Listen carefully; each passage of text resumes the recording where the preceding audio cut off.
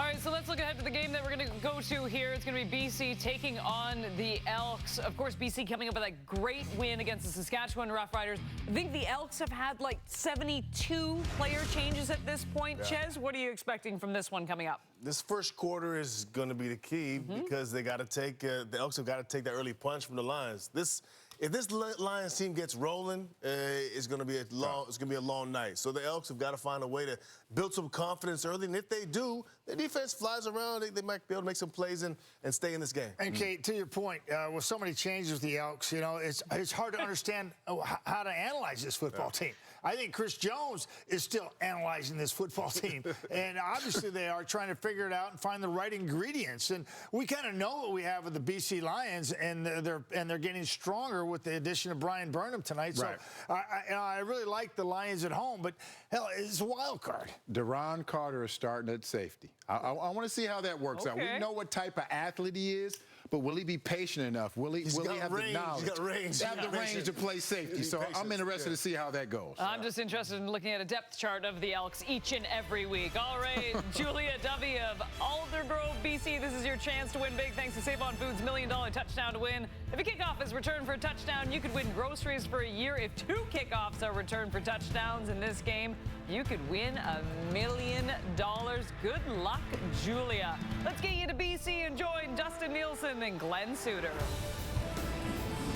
Beautiful Vancouver, British Columbia, playing host to the final game of the Week 9 CFL schedule. The Elks returning to the scene of a Week 1 59-15 beatdown at the hands of the Lions. The visitors are 2-2 on the road so far this year, but they go up against a one-loss BC Lions team and a Lions team that's getting another weapon back here. Yeah, he missed 4 games with a rib injury. The best hands in the business, the guy that makes this spectacular look like another day at the office, number 16, Brian Burnham, back in the lineup for the BC Lions. His mentor, many thought was too old to make a comeback. Manny Arsenault for the Edmonton Elks is second on their team in receiving yards and has some milestones in his sights. Mentioned earlier, Jones and the Elks are 2-2 on the road this year, but they're 0-5 against the West. Something they're going to look to turn around tonight. Rick Campbell 5-1 on the year, 5-10 versus Edmonton in his head coaching career. As the ball is booted away here, but it's blown down, so we're going to reset and do that again. Ryan Mescal is going to kick things off for the Elks, the 3rd kicker on this roster. Global player will handle this. I don't know how often you see a team have 3 different guys do the job, but that's how it's going to start tonight for Edmonton. 12 players who didn't play prior to their bye week, returning from injury, acquired via trade, or signed for Edmonton tonight. So they'll look to build some chemistry against a very good BC Lions squad. And we are underway at BC Place in Vancouver. Thank you very much for joining us. And on the return, Purifoy back up to about the 40. And that is where he is stopped. Good field position for Nathan Rourke in the BC Lions. Just shy of 2,000 yards passing, has led the Lions to a 5-1 start to the season. This is start number 9 overall for the young Nathan Rourke, but boy, has he put on a show. 16 touchdowns to just 6 interceptions for Nathan Rourke. Quite a pace. One of the top performers of the past week in the Canadian Football League. You can get used to hearing that. He's going to start on his own 41. Burnham will move in behind him into the slot to his right. They'll tuck it into the belly of Butler, who tries to push it ahead back to about the line of scrimmage. No further. Let's take a look at your offensive starters for BC, brought to you by Expedia. Well, they've played together every game this season, and it shows, allowing only 6 sacks after 6 games. That's tops in the league. And there is Brian Burnham, number 16, back in the lineup, added to, boy, just an outstanding receiving core. Maybe the best receiving core, arguably, in the Canadian Football League. A lot of weapons for Rourke, and he's made the most of it so far this season. They do find themselves in a passing situation here. 2nd and 10 for Rourke. 3 options to his right. Pressure coming right up the middle, and they're going to get home and take him down. Welcome back to the lineup, Jake Serezna, as the Elks defense gets to Rourke early, something that doesn't happen very often. Serezna gets down into this 3-point stance. He's up on the top of your line here, coming around the edge, and it's just up the field and is not picked up. Completely missed, unblocked, straight to Nathan Rourke to get the Elks off to a much better start in this game in BC Place than they did in week one. Week one, 6 touchdown drives in the first half for the BC Lions. The Elks will take this start, no doubt about that. Now it'll be kicked away. And Carter takes that, bobbles in, and it's picked up by BC, rolls out of bounds. And is this going to be Lions ball? BC says yes. Didn't look that way. And the officials continue to chat. Initially, it looked like a Lion went to grab it, and it went out of bounds. So he didn't deliberately tap it out of bounds, but would that be considered last touched? Or did Ron Carter get to it just after that? We'll have to take a look at this, and the review process is underway as we speak. Let's go! Watch, Carter tries to take it over his shoulder here. They have ruled BC Lions football. Drop there. Now, there's where it was attempted recovered by a BC Lion. And then it went out of bounds, and no Edmonton Elks touched it after that.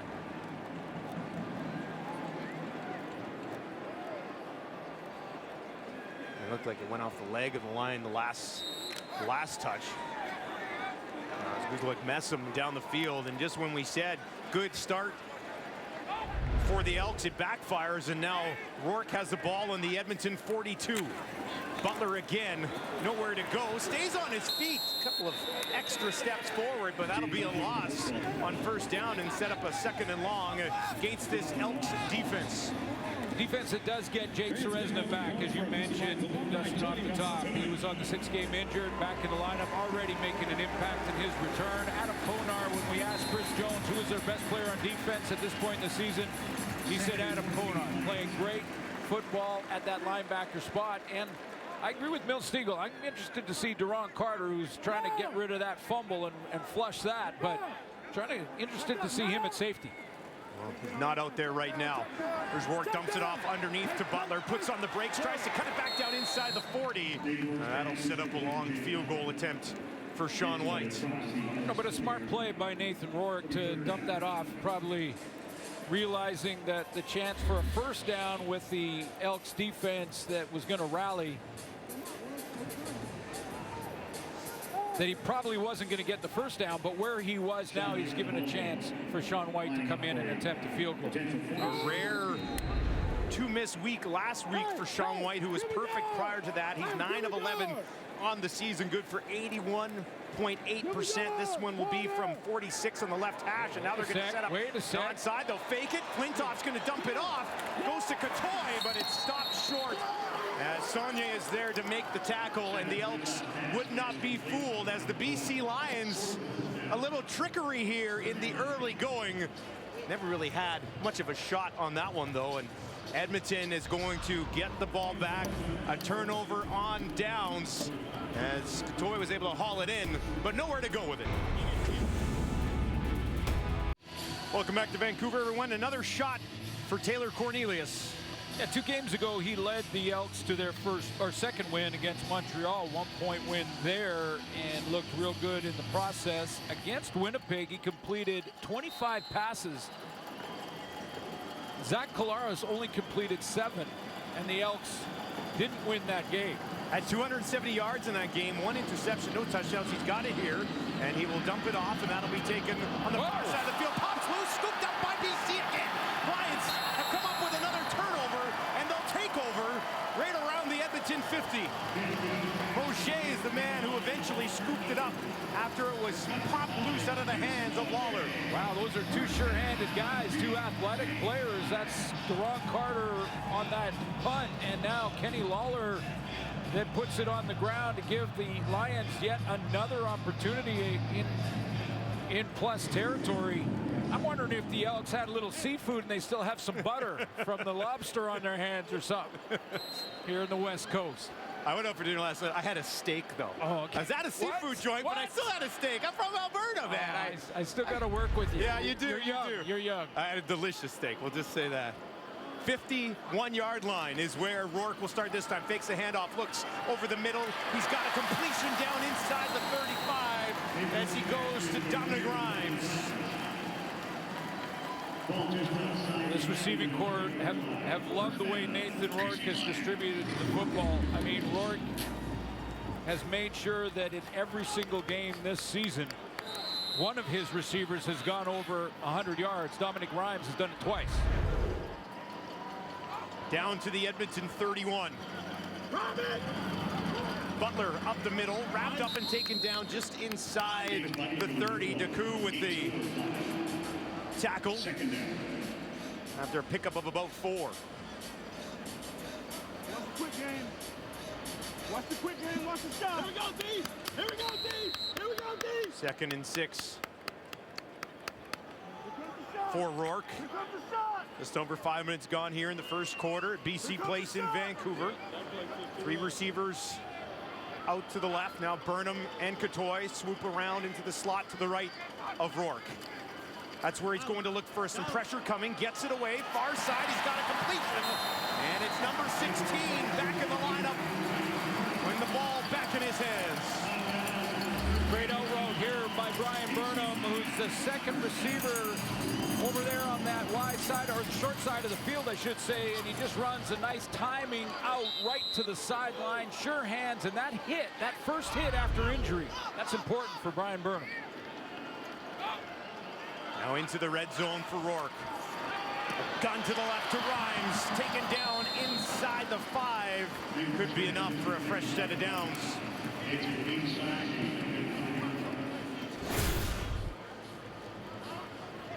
And with that completion, Brian Burnham now moving 4th all-time in franchise history.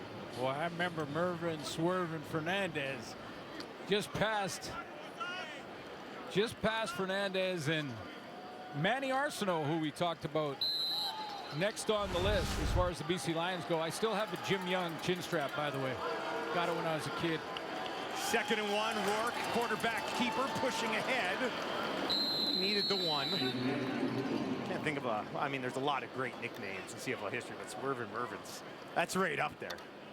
Right up there. Yeah, and I asked Brian Burnham about Nathan Rourke and Rourke about Burnham, and Rourke told me that Brian Burnham is like this insurance policy in our lineup. He's an insurance policy for a quarterback. I throw it anywhere in his area code, he comes down with it. Best hands in the game, number 16.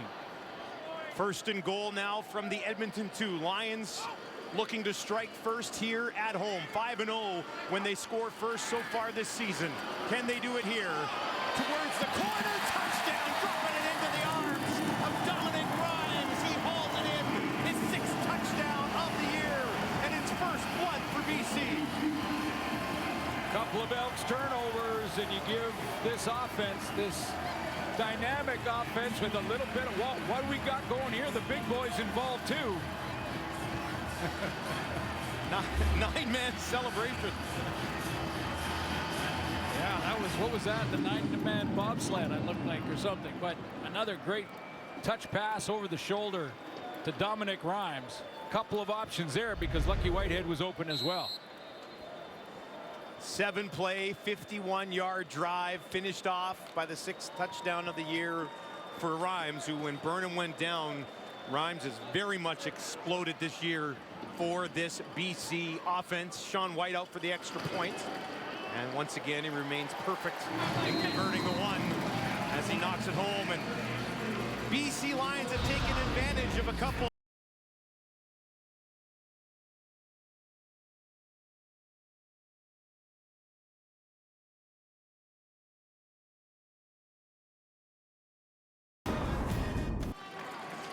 Welcome back to BC Place. Dominic Rhymes getting used to seeing this 6th touchdown of the year for him. Yeah, even when he's not catching the ball, Brian Burnham is causing issues for the opposing defense. Burnham's going to come inside of this combination route, and now there's 2 options. Watch Burnham create a pile right here. A little bit of a rub offensively. Now Whitehead is open out in the flat, or Dominic Rhymes on that corner, and that's where Rourke goes with the ball.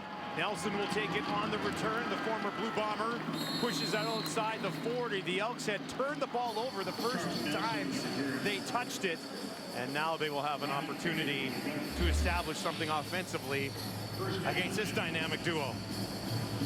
Burnham says, hey, I took out the defenders, and Nathan Rourke thanks him for the opening. And you know, you give them a couple of opportunities with this, with all these weapons, they're gonna make you pay. Now Taylor Cornelius got to come from a deficit. Cornelius starts on his own 41. They'll hand it off. Litre right up the middle, and he's got a first down for the Elks. An opportunity here to establish something on the ground for Litre. Well, this Lions defense is pretty good against the run, have been this year. They're second in the league stopping the run, just over 80 yards. But I agree. I think it's a good idea to try and get that line of scrimmage, make sure you allow your guys up front to push, and Litre gets a good run on that first down.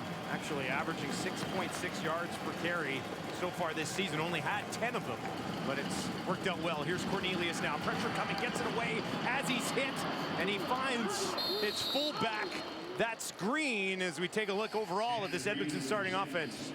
Yeah, up front we asked Chris Jones who is their best offensive line. He said David Baird so far. He's been the most consistent, and you'll see Malik Irons in the backfield along with Litre and Manny Arsenault, number 2 on the list. Lawler leads their team in receiving yards, but Manny Arsenault back and sort of a mentor of Brian Burnham, a former BC Lion back in Vancouver. The 87 there too, Darrell Walker back in the lineup this week for Cornelius. 1st and 10 now on the BC 46. Not an ideal start for the visitors. Trying to establish something here. Litre to the right of his lanky quarterback, and they'll tuck it into his belly. Litre gets it up to about the 45 as we take a look at the BC Lions starting defense. Matthew Betts leads the team up front with 3 sacks on the season, and then in the linebacking core, Ben Haladik, the UBC Thunderbird, 14 tackles in his last 2 starts. This is start number 3 for the young linebacker. Again, West Coaster to UBC, and then in the secondary, TJ Lee, the old veteran out of Eastern Washington, 8 years in the league and leading the team in defensive plays. 100th career start for TJ Lee tonight. 2nd and 9 for Cornelius. Finds Walker. Walker turns, looks for that first down marker, and he's going to be awfully close to keeping this offense on the field. You know, Darrell Walker, if he can get going and get some of that form from a few years back, I mean, Walker is a star top-end receiver, and we saw a glimpse of it against Montreal in that win. He led the team that day with 71 yards receiving, and I thought maybe this is the return, this is the comeback of Darrell Walker. They need him in Edmonton. It's been almost 3 calendar years since his last touchdown. Didn't have one, obviously, no season. It's been quite some time since he was able to get one. And you have to go back to 2019, September 20th versus Calgary. But you mentioned he's still shown that potential, especially to be that guy that kind of rides shotgun with Kenny Lawler. You got Manny already doing it. You add in Walker, and just like that, it becomes a great receiving corps. But they need that missing part, and that's Darrell Walker to get his form back.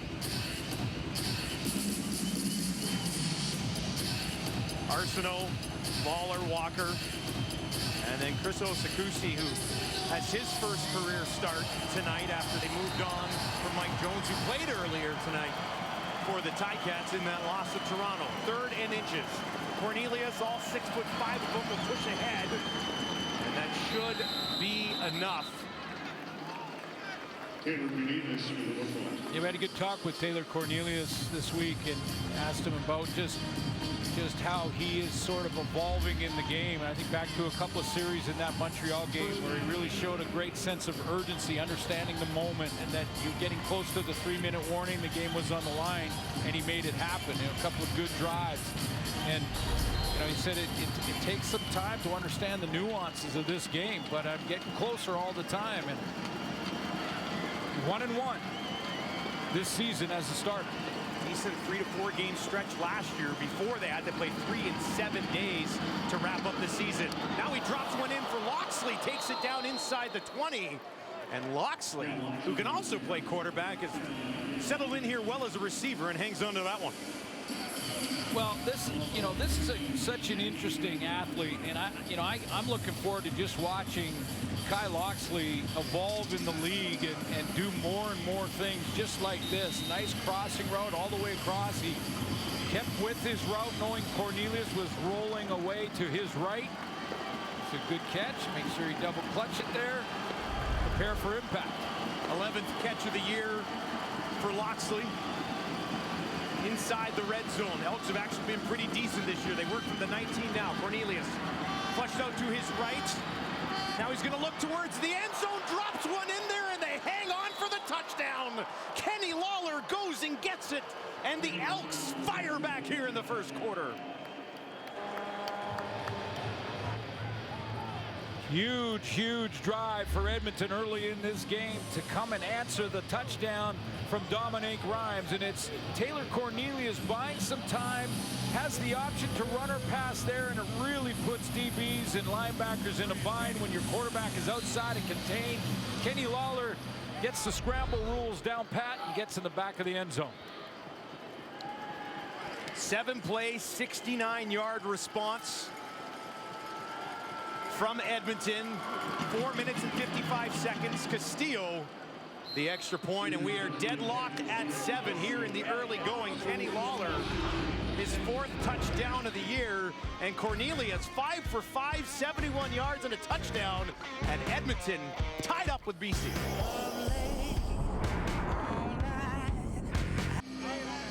Kenny Lawler, 14 catches for 190 yards in his last 2 games and has a touchdown here tonight. Well, this is all about his scramble rules, because he's going to have a post route, but the post route turns into a dig as Cornelius rolls out to his right. So he's going one-on-one here. Now that's the post part of the route. Now as Cornelius breaks out here, watch him adjust it, get across the field, and get open for his quarterback. Purifoy on the return near sideline. There's a flag on the play as he gets tracked down and hauled down just inside his own 40.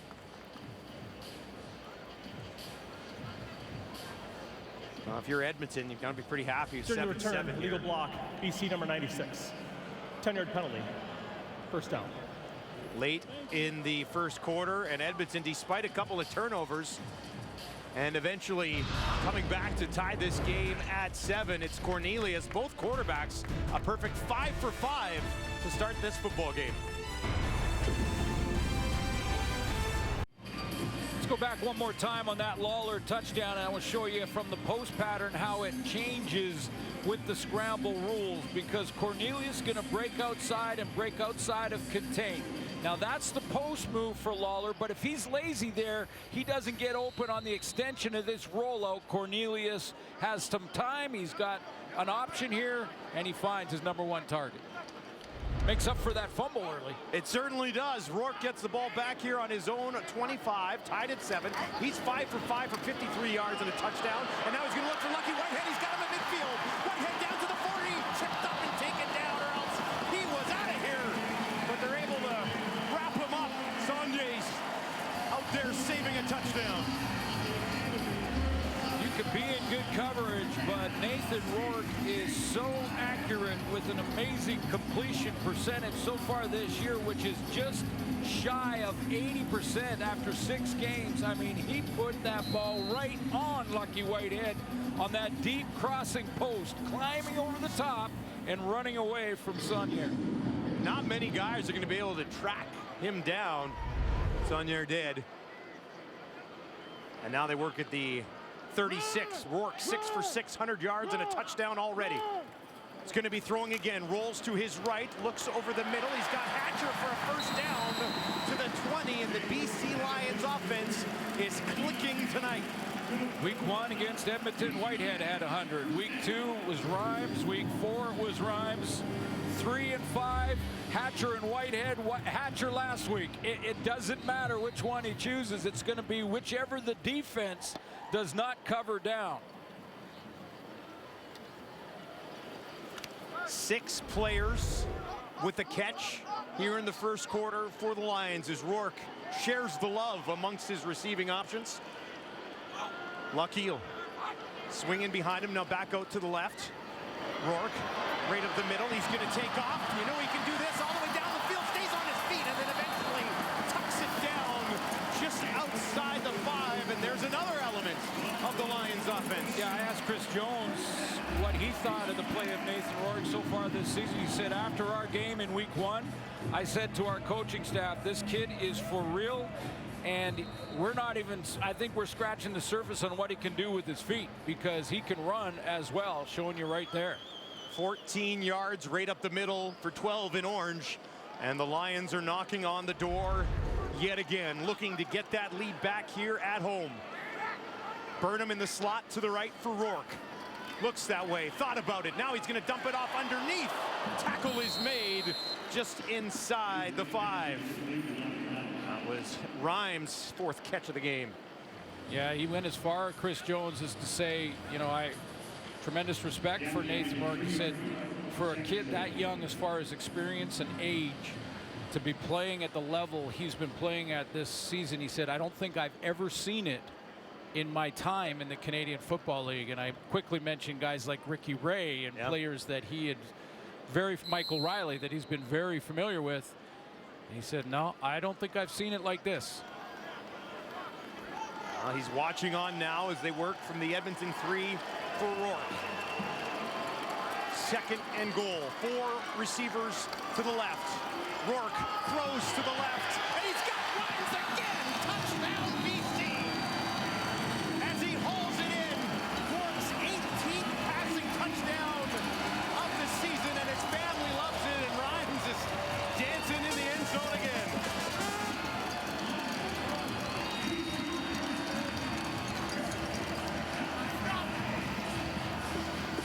Early on in this first quarter, Chris Jones had dialed up a couple of pressure packages that actually worked, a couple of 2-and-outs. Since then, Rourke has made the adjustments.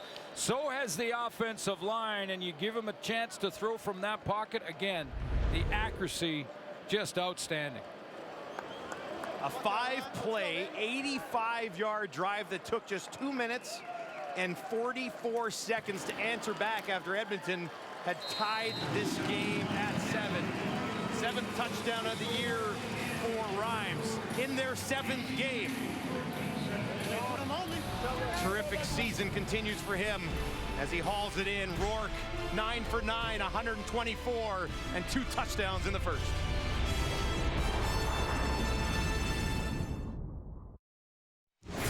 What a start here in Vancouver. The Lions up 14-7. Both quarterbacks perfect so far, and Rhymes already has 2 touchdowns. This is a very entertaining first quarter. Well, the Elks had some issues hanging on to the football, and the first 2 times they went to touch it, they lost the football, and it ended up in the end zone. But Nathan Rourke right now is, again, at 100%. He hasn't missed 1 throw in that first quarter. You start to think about the projection of Nathan Rourke, and I know it's still maybe a little early to make projections, but he's looking at some major numbers, including 48 touchdown passes if he remains on this pace. 5,823 yards would be 9th all-time in CFL history, just behind Michael Riley, who threw for over 5,800 as an Edmonton starting quarterback in 2017. Nelson takes this just inside the 25. And he's hammered at the 35. Nowhere to go on the play. That was Sione Tehema who made sure that return was stopped. That was enough. That was it. That's as far as you're going, not an inch further. That was solid coverage. Look at it. Pow. Lower the pad level. Nice. Good. Nelson got up immediately.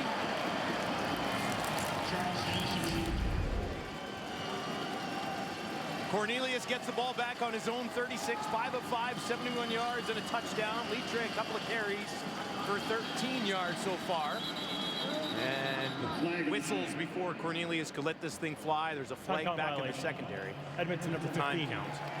against Cornelius. Remains first down. Boy, you hate that coming out of a kickoff and a break in the quarters to come right out and put yourself in well, it's down over, so 1st and 15.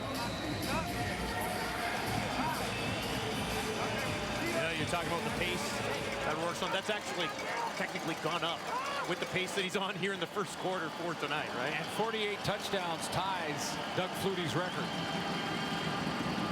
Cornelius dumps this off to Manny Arsenault, and he's taken down for a loss on the play. Boy, short gain rather. As Manny Arsenault really helped this young team, and Chris Jones is trying to use a lot of different personnel groupings, and he's, as you mentioned, he's made a lot of changes trying to find the right combination. You need veterans in the room that can inspire and bring guys together and work on the fundamentals, and Manny Arsenault has been that guy for the Edmonton Elks. Empty backfield for Cornelius, and he misses his running back Litre over the middle. And Edmonton will have to kick it away as Cornelius takes some chirps from the Lions as he runs off the field. Yeah, he tried to throw him open there, meaning he threw it to the spot where the defender wasn't. And for a receiver, you can make that adjustment. But a big sort of tailback / running back in Litre, that's a tough adjustment to make. Not in those spots very often either. Exactly. Not really aware. John Ryan set to kick it away, making his Elks debut. Picked up during the bye week from Hamilton, gets it away just in time. Whitehead will slide underneath it at his own 30. Lucky Whitehead back up to the 40, a return of about 11 yards on the play. And Brian Burnham and the BC Lions offense with a 7-point lead will get the ball back again here early in the second quarter at home on a Saturday night.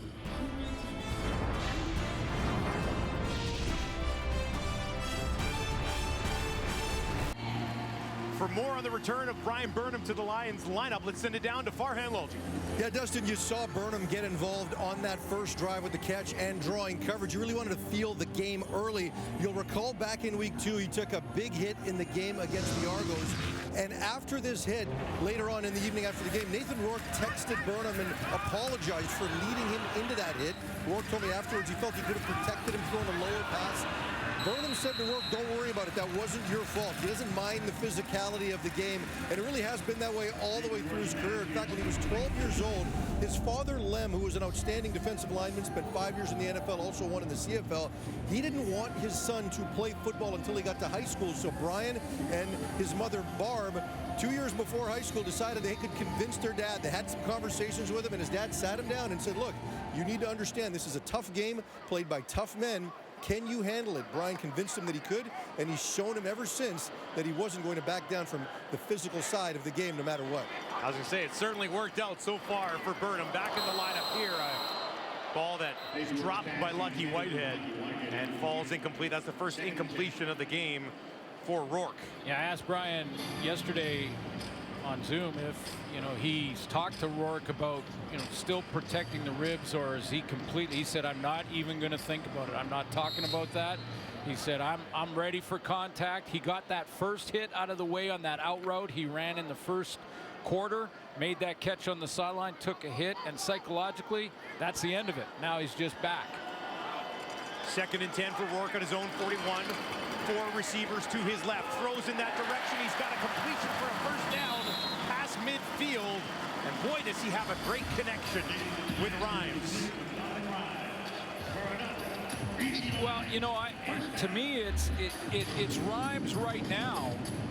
But I think Nathan Rourke is reading the defense. He's looking at his reads and finding the holes. And at this point, it's Rhymes. But whose turn is it next? Rhymes has 6 catches and 2 touchdowns. Rourke now hit as he throws, and that one will fall incomplete. Flag on the field just inside the Edmonton 50.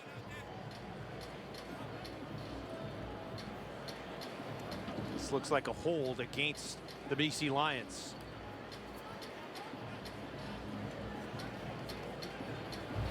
Legal block hands to the face, BC number 50. 10-yard penalty. Remains first down. Phil Norman on hands to the face.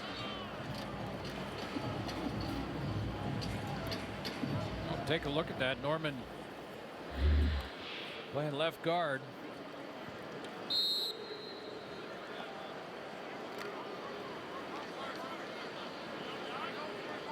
Yeah, on McHenry, up in the face mask. 1st and 20 for Rourke. Butler flares out to his right. That's where he's going to go to his running back. Up to midfield. Now the 50 for Butler, and they get a huge chunk of it back thanks to the running back, James Butler, his 2nd catch of the game. Yeah, when you get a penalty on first down, you get the down over, but now you're plus. So you have to get a play that is going to work against the defense that's going to drop into that intermediate zone. So what play is that? That's dump it to your back. Remember, you think of James Butler's game against Edmonton in week 1. He had a big one. I think 4 touchdowns in the first half is big. I think it was 4. It is big. Really disappointed in the second half, though. Yeah. 4 touchdowns in the first. That'll raise some expectations for you. It looked like some movement there. Kent Perkins came out of his stance. Not sure if he was drawn. We'll figure it out. Procedure. BC number 59. 5-yard penalty. Remains 2nd down. You know, talking about the offensive line, this is a line that's been together the entire season and done an excellent job so far. 59. Gave up just the 7th sack of the year, I believe, tonight to Serezna earlier. Yeah, 7 sacks in 7 games. I mean, you can live with 1 sack a game. It's early movement out of that stance. So backed up again, 2nd and 11 now. 3 receivers. Wide side left for Rourke, including Burnham and Lucky Whitehead. And that is dropped in just enough for a first down if they held on to it. And that was Rhymes again, his 7th catch of the game. The rest of the receiving core together has 7. Boy, there was not a very big window. This was like the porthole in a ship on the West Coast. And somehow Nathan Rourke fits it in there. I mean, like, he steps into this throw and look at the window. 3 defenders right there. He doesn't have much room to fit it in, and he gets it right where he has to. Wow. Deku had a chance. On the Elks 42, Rourke quickly up high, held on to it. Going down heavily was Burnham, and it'll be incomplete. He had it until he hit the turf. And if you're going to feel anything, you feel it on this one. Well, and this is the one that Brian Burnham we got to watch now, because this is the one that if he's going to feel any ill effects from this injury, it will be on a hit like that. He came down hard when he was undercut. Went up to get it. Right on that left shoulder and the side of his head.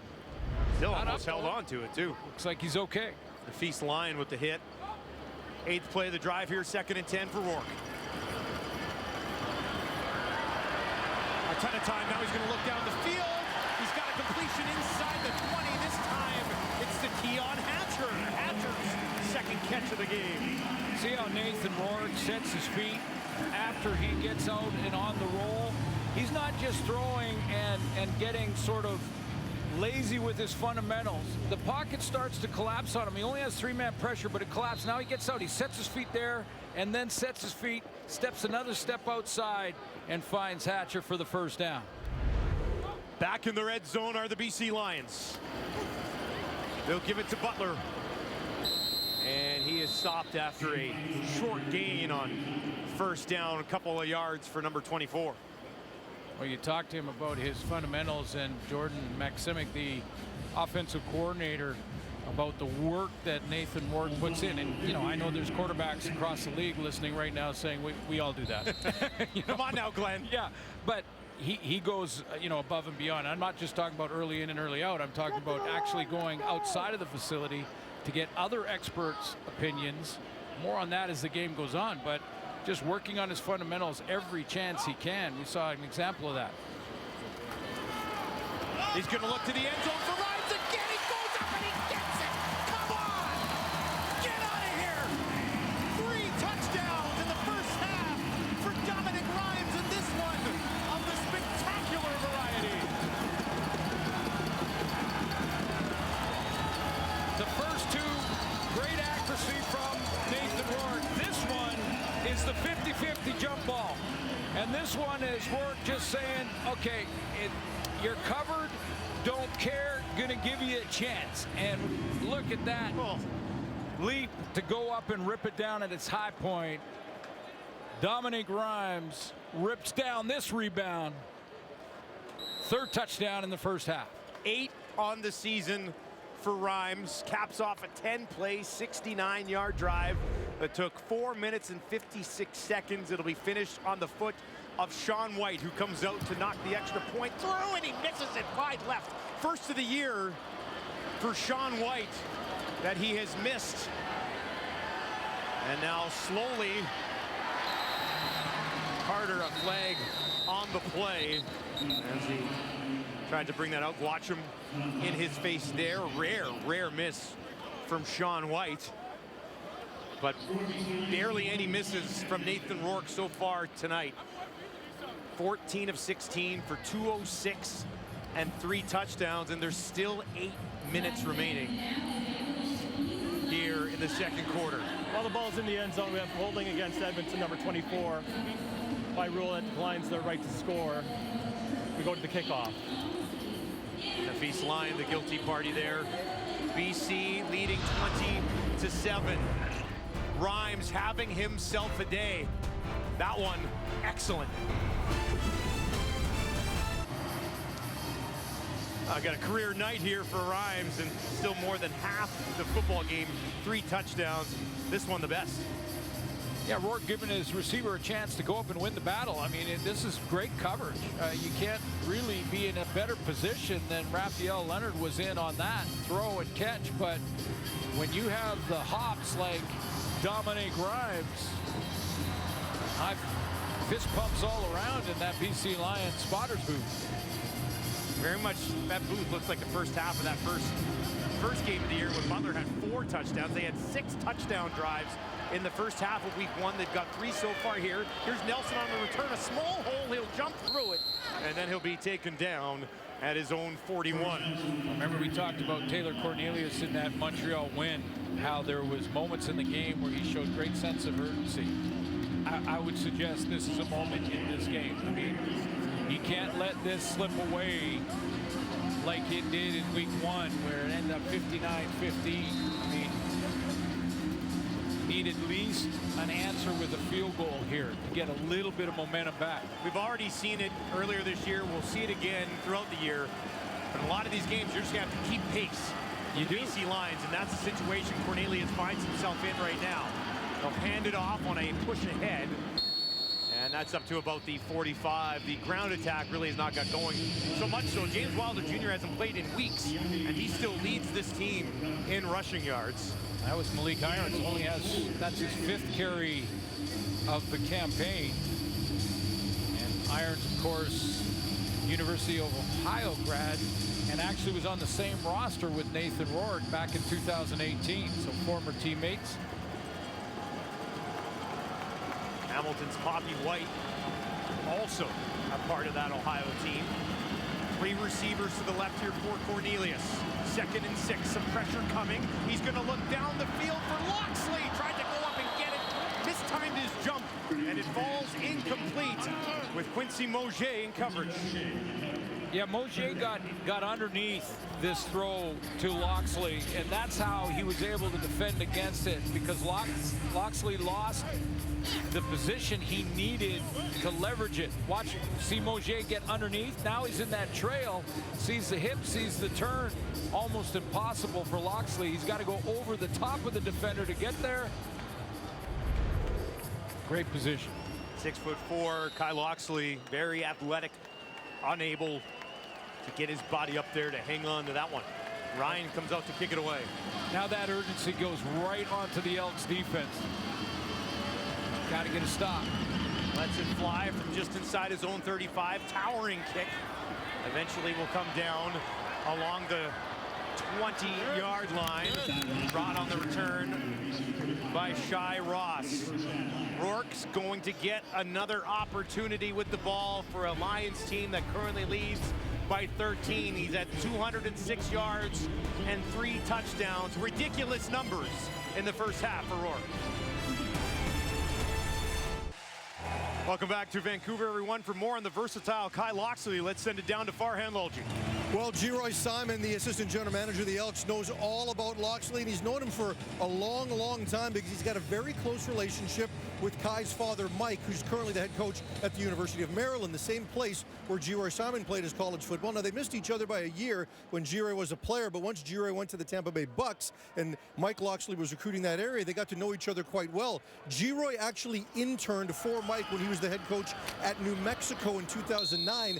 That's where he first met Kai. He was 12 years old at the time, and he's followed his career all the way through. He first went to the University of Texas as a 5-star quarterback out of high school. The one thing that always struck out to Geroy was just how athletic he was. He almost made the Miami Dolphins as a receiver in 2021. Geroy then tried to bring him to BC after he got released. The Lions weren't interested. He went to the wall for him here in Edmonton. He said to Chris Jones, "I want to sign him as a weapon. He can play anywhere we want."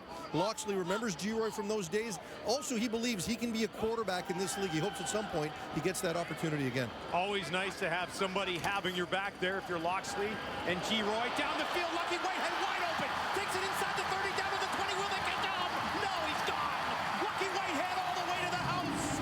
4th touchdown of the game for Nathan Rourke. And the Lions blow this thing wide open.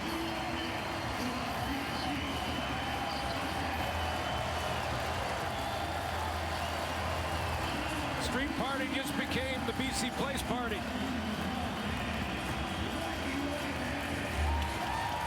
Chris Jones decides to load it up.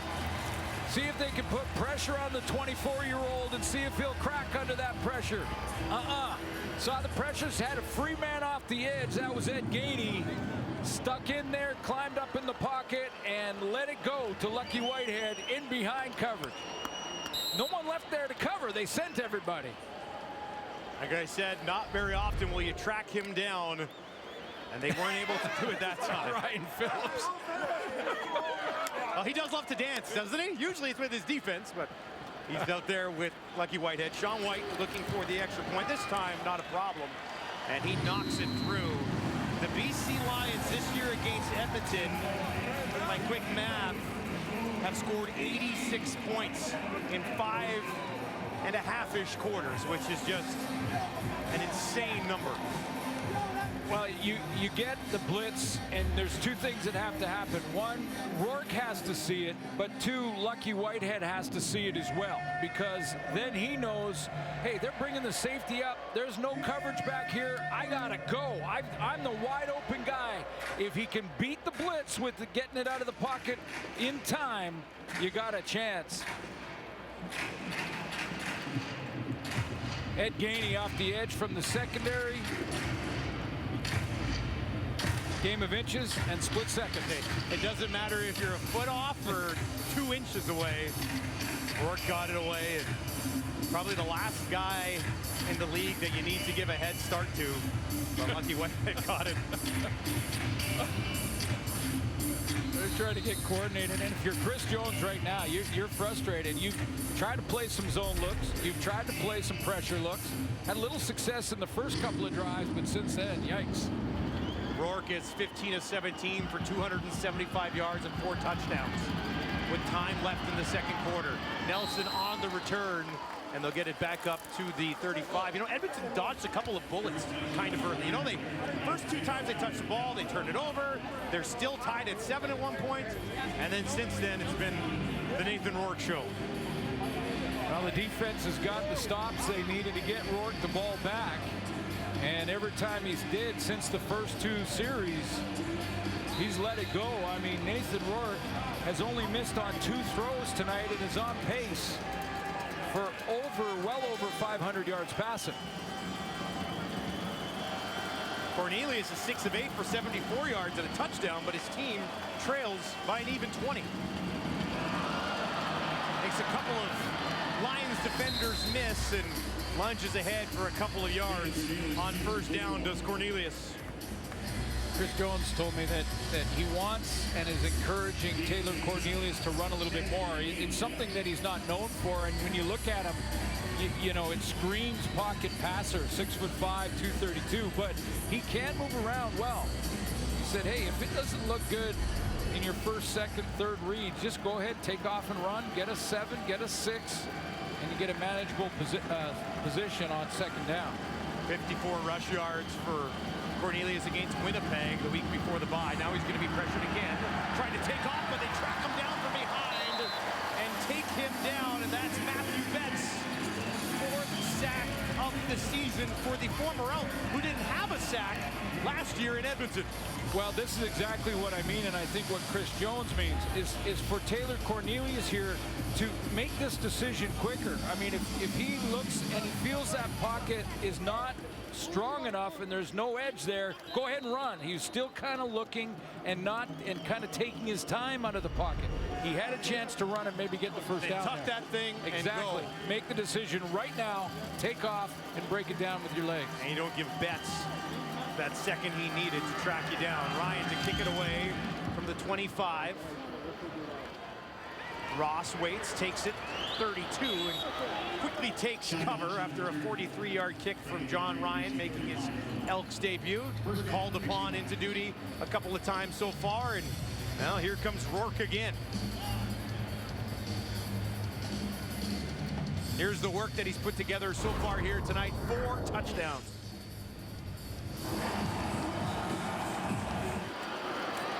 Number 4 gives that nice corner out. There's the accuracy. How about the accuracy on that throw? That was the second. Jump ball where this time Dominic Rhymes wins it. And then the blitz pickup. Goodbye, Whitehead. Rourke. Near side. Another completion. And that is hauled in by Burnham just outside the 50 to take us inside 3 minutes. It was a beat down in week 1, and the Lions on pace to do it again here against the Elks.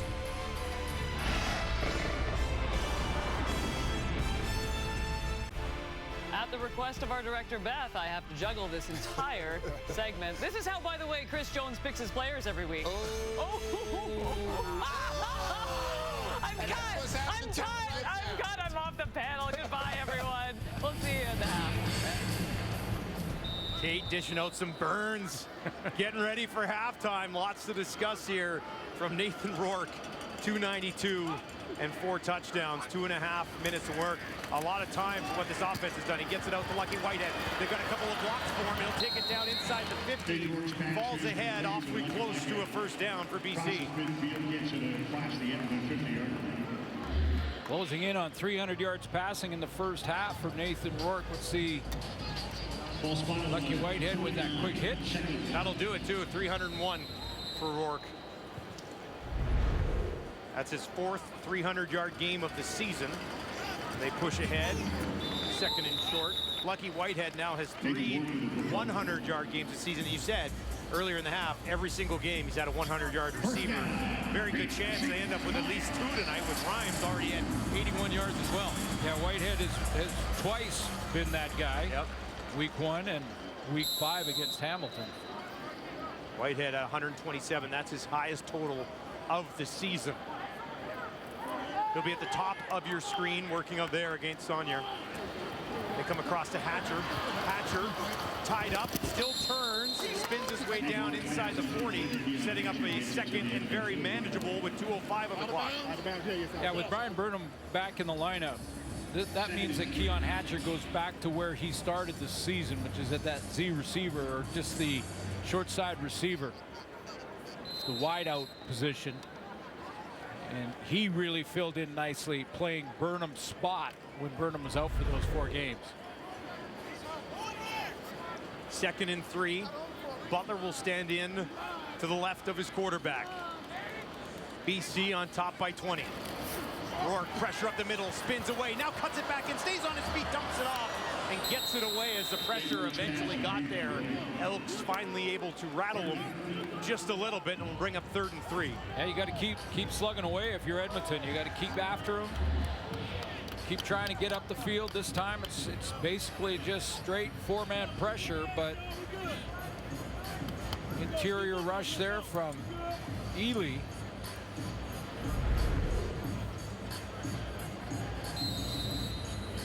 Third incompletion of the night for Rourke. One was to Whitehead in the flat that fell incomplete. The other was to Burnham, who got hit by Nafis Line on the way down, and then there's that one.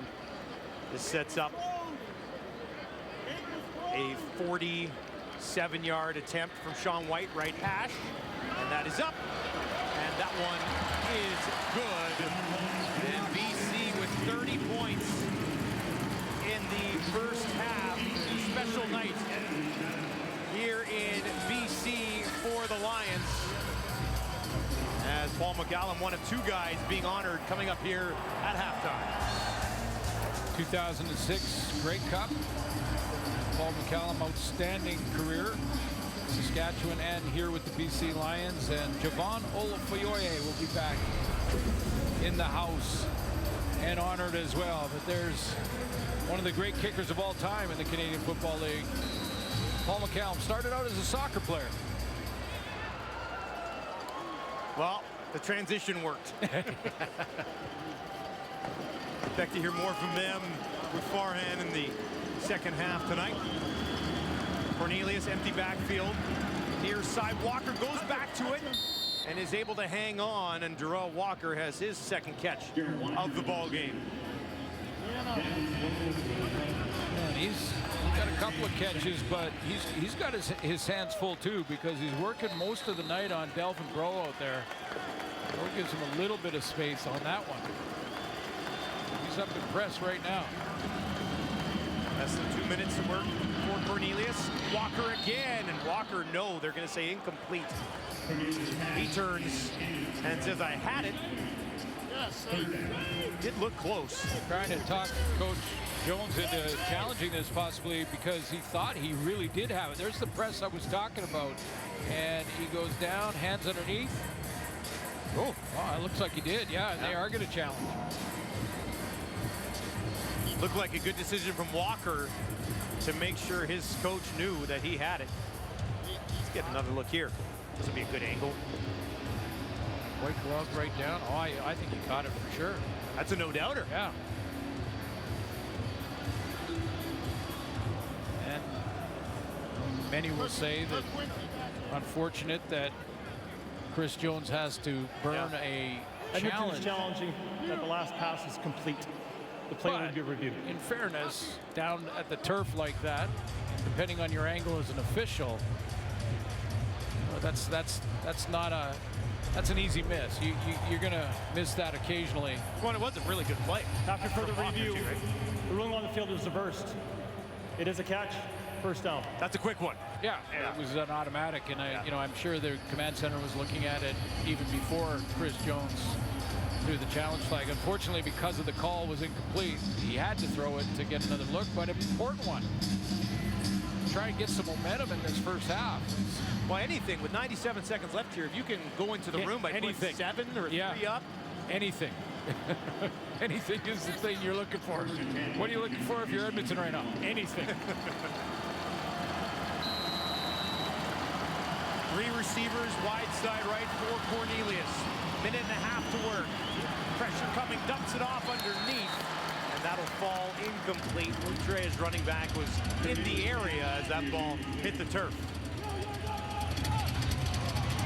I think this is one of the contrasts between Nathan Rourke and Taylor Cornelius. Taylor Cornelius is doing what most quarterbacks have done when they get to the Canadian Football League. I mean, this is Oklahoma State. And that's what's remarkable about Nathan Rourke so far this season.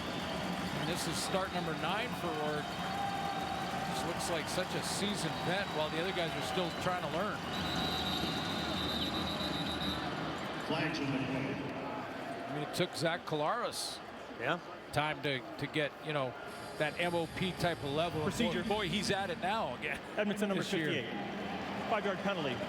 Still second down. Okay, congrats to the Bombers to keep their winning streak alive. That is something to watch this season. Washington flag there. That'll back them up on second down. But you are right. Cornelius is kind of on this development path that you see a lot of quarterbacks go through in the Canadian Football League, and Rourke's kind of an exception to the rule so far. Kid Canada. Cornelius out to his left on the run. Can he turn his body and throw? He will try, and that one batted down. Was looking for Kenny Lawler, covered well. Marcus Sales was in on it among others, and it falls incomplete. Real difficult throw, real difficult play to execute when you're on the run to your left and trying to turn your shoulder, your lead shoulder back to get it down the field. And Cornelius gets outside again. Again, every time he goes to run, he's looking to throw on the run rather than just take off. And I get, you know, when you look at the scoreboard right now, he's trying to create something a little deeper. But tough to throw against the flow into traffic. Ben Hladek also defending the ball there. Ryan set to let it fly from just outside his 40. Whitehead waiting, takes it at the 16. Nowhere to go, lunges back out over the 20. And with 1 minute and 10 seconds on the clock, the BC Lions and that man, Nathan Rourke, will get the ball one more time. And that's the type of night it's been so far, right? Well, he's at 3:08. That's the first half. The record is Danny Barrett back in 1993 versus Toronto at 601 yards passing. Now, if the score remains the same, we don't see number 12 in probably in the fourth quarter or the majority of the fourth quarter if the score is the same or worse. However, Edmonton can crawl back into this game, leave Rourke out there, and he may have a shot at that record. Looks to be throwing here again, and he's got Hatcher who turned around, got it, and takes it all the way outside the 40 for his 4th catch of the game and 19th completion for Rourke. Hatcher comes up and will head off to the sideline. You know, right now, he has got the Edmonton Elks secondary and defenders just shaking their heads after throws. I mean, Ed Gainey turned around shaking his head after that going, what do we got to do? Up to the BC 47. Rourke again, this time takes what they give him underneath to Butler, and that'll be a pickup of around 5 or 6 yards and take them outside the 50 with 49 seconds on the clock. 49 seconds, Hatcher walking that one off. 49 seconds is you're 15 yards away from a field goal attempt. That's what the Lions are thinking at the very least, or maybe a shot. Hatcher now over 500 yards receiving on the season. Rourke drops that one just inside the 45 to Burnham, and Burnham's able to hang on with 31 seconds on the clock. Fight there from Gainey, who you mentioned getting a little frustrated with the accuracy of these throws from Rourke. Yeah, and I asked Burnham about going against Ed Gainey, the two veterans, and he said he loves it. He said, I love playing against Ed Gainey. You know why? Because he battles. He'll compete. And they did there, didn't they? 3rd catch of the game for Burnham. 21 seconds on the clock for Rourke. Thought about taking a deep shot. There's a flag on the play, a couple of them along the near side as Catoy hangs on to this one. We'll see what those flags are for. Malik Saunier was shaking his head this time as if he felt like it might be on their secondary. I'm not sure it's on him. There's a whole lot of legal contact. Edmonton number 9. 10-yard penalty. First down. Not on him, on Raphael Leonard. 2 officials saw it. After this drive, Rourke, as of this moment, on pace for a 700-yard game. He's at 351 as we near the end of the first half. That's Matt Dunnigan area. That's who holds the record. Dunnigan starts sweating a little bit. I believe it's 713. I have to. That's an amazing number. Near side, that's Hatcher. He's back in the game. He's got it, stays on his feet, down to the 20.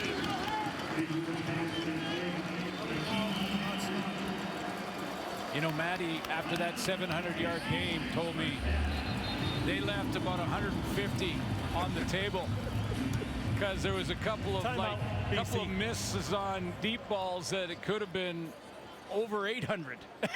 Imagine throwing for over 700 yards and being like, we could have had more. Dunnigan, you greedy guy. That's a heck of a game Timer, we're witnessing. please reset the clock. An excellent to 13 seconds. Excellent first half here from Rourke. And thank you. Still got time to look for more here if you're BC. After taking this time out. You got 13 seconds, so you take a shot. Michael O'Connor, if this score remains the same or they add to it, is going to see some action tonight.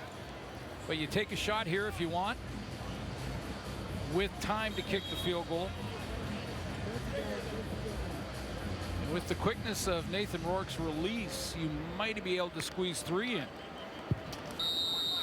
4 touchdown passes in the first half for Rourke. 22 of 25.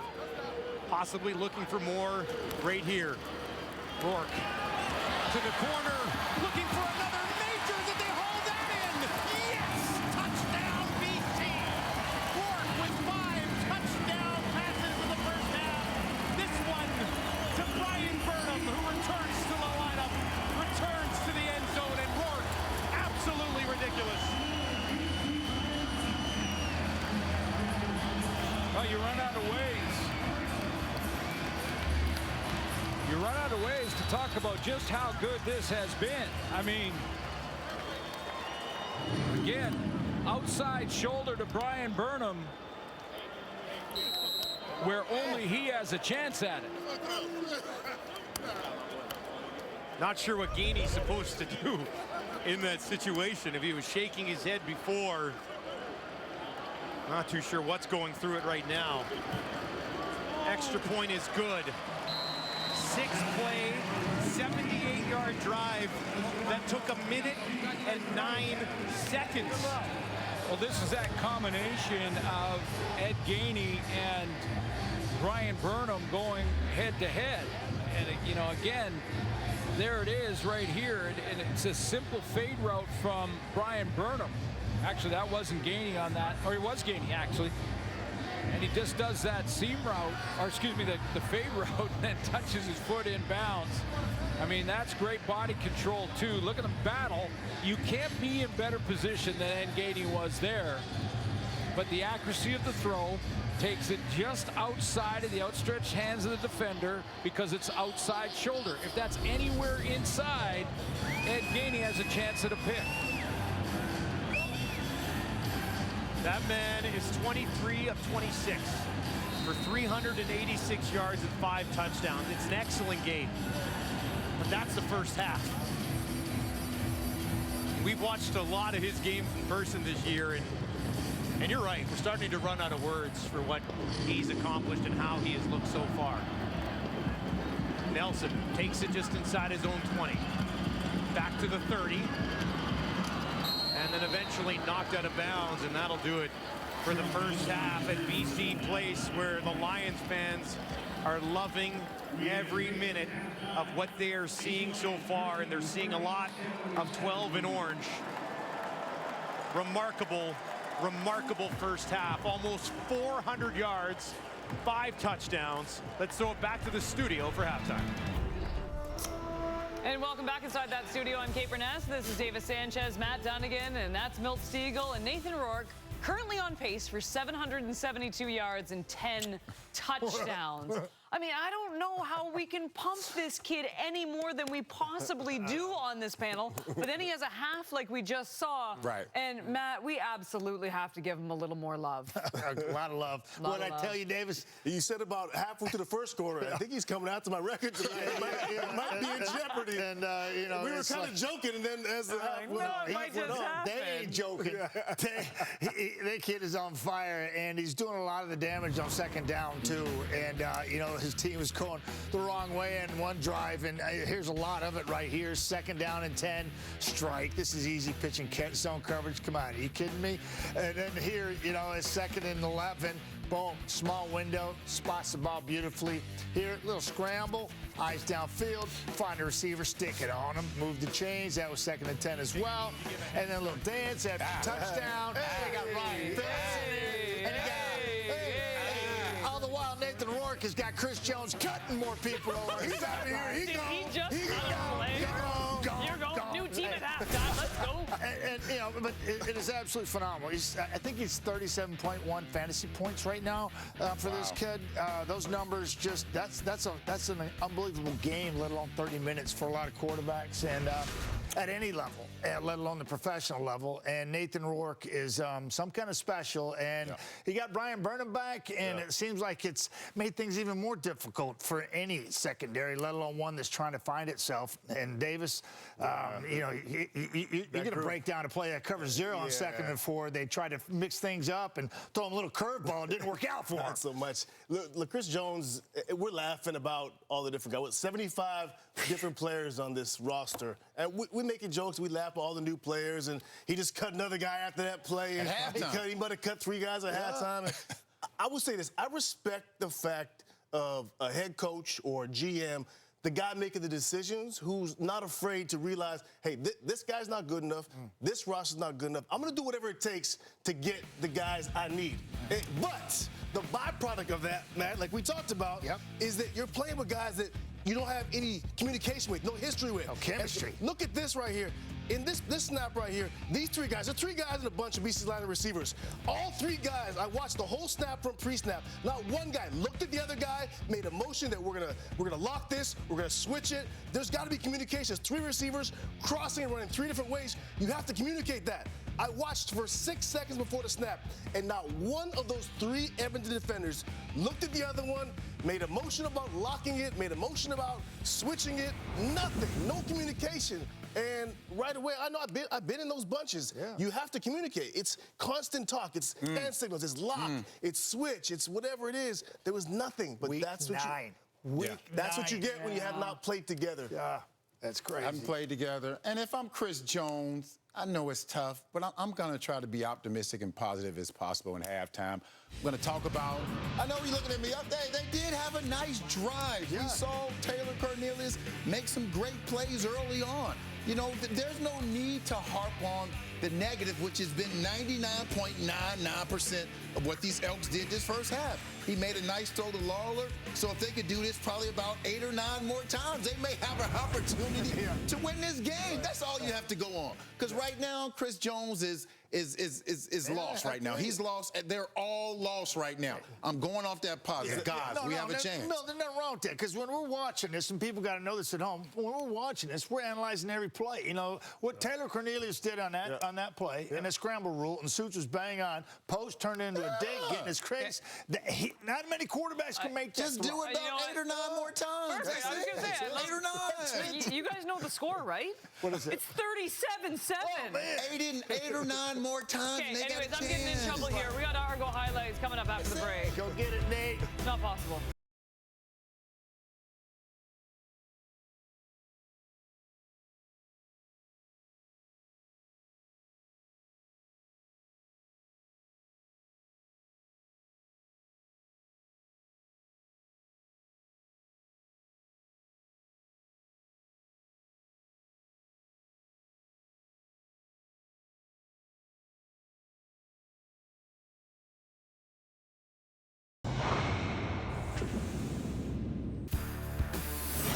On the Argos third quarter action, Toronto down 17-6. McLeod Bethel Thompson avoids the sack. We got to find Cam Phillips. It's a 13-yard score. Argos trailed 13-0 to start this game. After the 2-point convert, Toronto's deficit cut to just 3. Now tied at 17, Hamilton punting.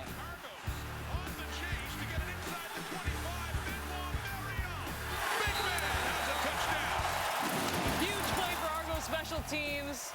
Trevor Hoyt breaks through to block the punt. Benoit Marino recovers. He takes it all the way back for a touchdown.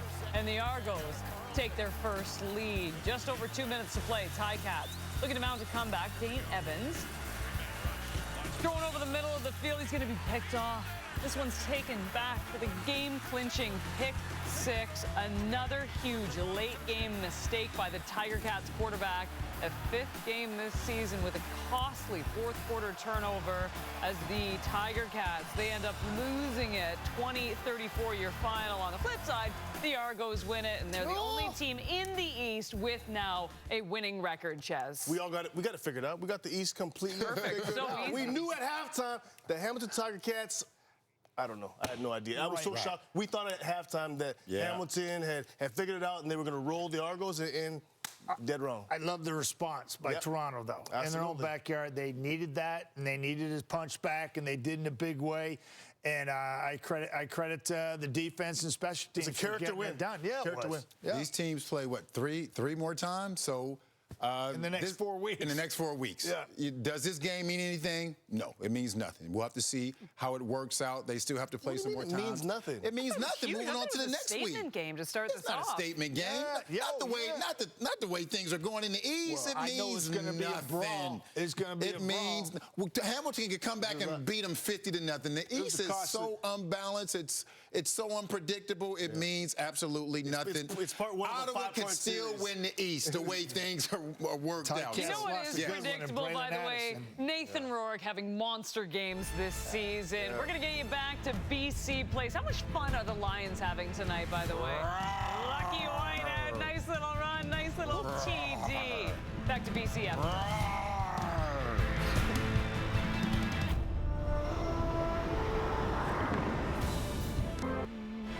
It's a beatdown so far in BC. What stands out, Matt? Well, the 3 incompletions of Nathan Rourke, right? It was a drop by Lucky Whitehead. Unreal. Cut him. Drop by Lucky Whitehead, a throwaway by Rourke, and a really tough catch by Burnham when he was undercut. Those are the 3 mishaps. Otherwise, the kid's been perfect. Farhan Lalji and Dominic Rhymes. Dom, it seems like every game there's someone different who just explodes with a big performance. 3 touchdowns for you in the first half. Man, just a testament to everybody putting the work in. And, when your number's called, it's giving us, each and every one of us, an opportunity to make plays. And as you see in the first half, everybody's getting an opportunity to make plays. Yeah, you saw a lot more of that in the second quarter. The first quarter seemed to be all you. But then, Brian, how much did he bring to the group just getting him back? Oh, man, he's a tremendous leader, man. We love to have him back, man. It feels good to have him back out there making plays. And Nathan's spreading the ball around good. So, everybody's happy. Everybody's competing out there. Yeah, crazy numbers for Nathan as well. Just can you talk a bit more about how he's playing? Oh, man, it's just his hard work he puts in each week.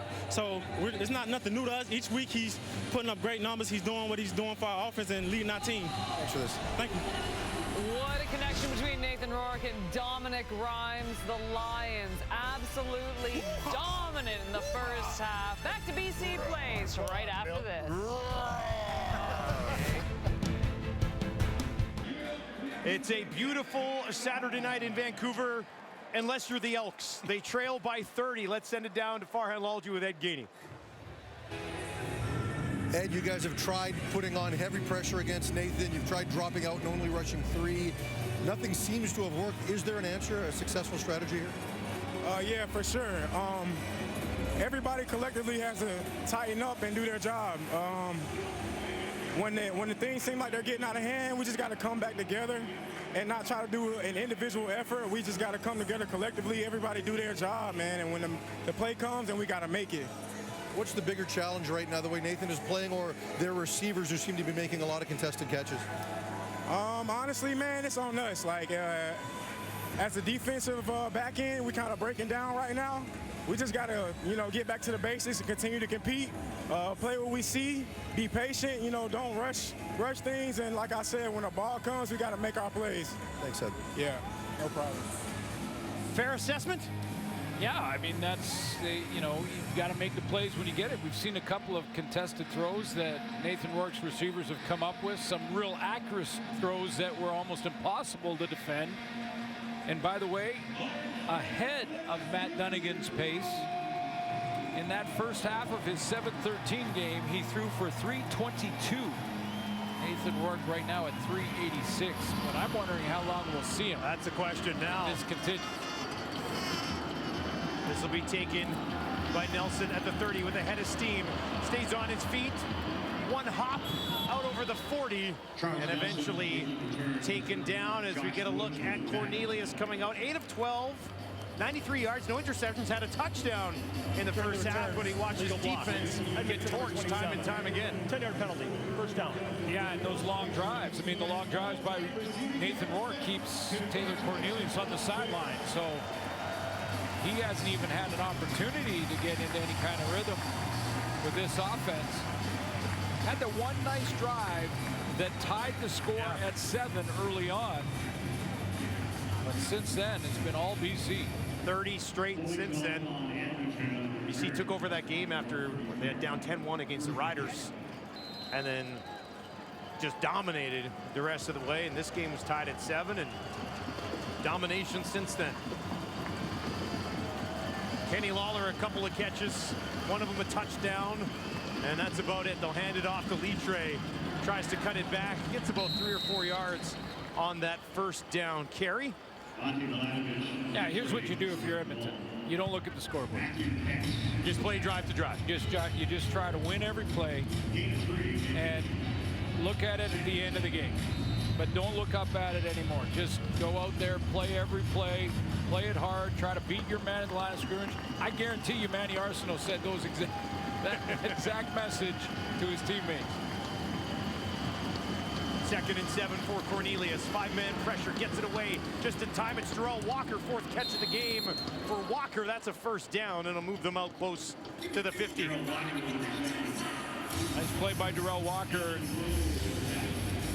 You know, when you're talking Manny Arsenault, and this is where a guy like that is so important.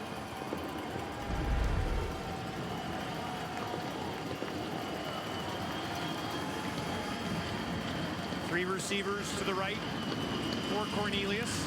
Second crack at it, and it'll fall incomplete. He was looking for Osikusi, getting the start, first of his career. This would have been his first catch of the night, but he can't hang on. Can't hang on, but I want to show you Manny Arsenault on this play. Former BC Lion coming down. He knows that he's got to get physical and set by example, set a good example to his teammates. Steps up and gets a nice block on a defensive end there. And he'll be physical now as a receiver. He gave his quarterback a chance to go ahead and make a play. Nice hit there. That was on Tehama, who's got 3 sacks, 2nd on the team this season. Cornelius over the middle, a low throw. Never a chance for Kenny Lawler, and he shakes his head in disappointment. Yeah, it looks like just a set in the feet. You know, we saw Nathan Rourke in the first half and showed you a couple times of how when he moves in the pocket or climbs the pocket, he will set his feet, reset, and you see how that time Cornelius just sort of drifted into it, and when he drifted into it, that ball went right into the turf.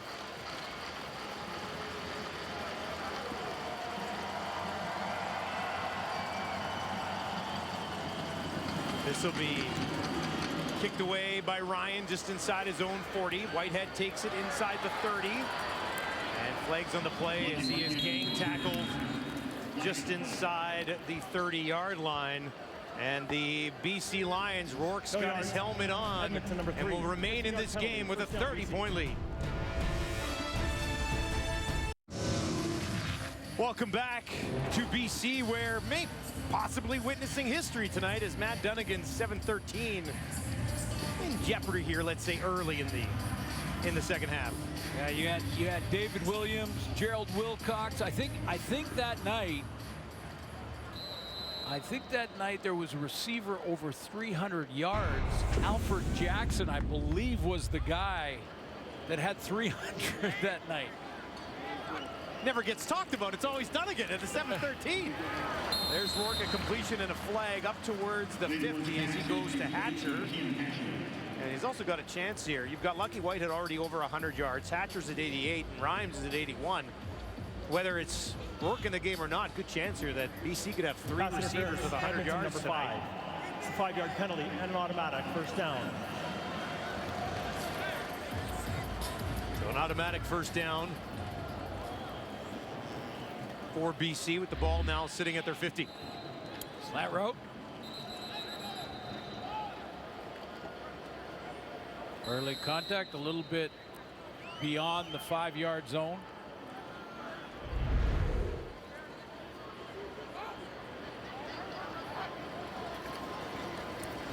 They'll hand it off to Butler. A little bit of a stumble, and he'll pick up 2 or 3 yards on first down. Rourke against the Elks, a little bit of a nightmare. If you're an Elks fan, look away right now. Yeah. Go grab a beverage. That almost 90% in the completion percentage, and there's his touchdown interception. That's throwing a pick. You know, and interestingly, that Bomber game with Matt Dunnigan and 7-13 against Edmonton that night. 96 points in 6 quarters against Edmonton so far this year for Rourke and the Lions. Butler out of the backfield, looking for that first down marker. Be about a yard shy as he's yanked out of bounds at the Edmonton 51. They had 6 touchdown drives in week 1 in the first half. They had 5 touchdown drives tonight in the first half. Yeah, you really want to get your running back going now. You got the lead. Try to grind the clock down. Lucky he didn't get a high tackle there. No penalty flag. 3rd and a yard. And Rourke will slide up behind his offensive line.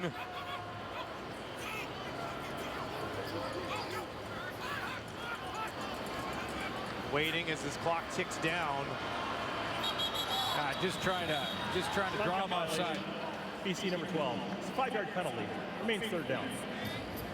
Rourke's been pretty successful in those situations so far this year, but yeah, but this is mess around with it there. Yeah, this is a sound decision. You know, again, this is Rick Campbell taking the score of the game out of the decision and just making the sound choice, which was to try and draw him offside.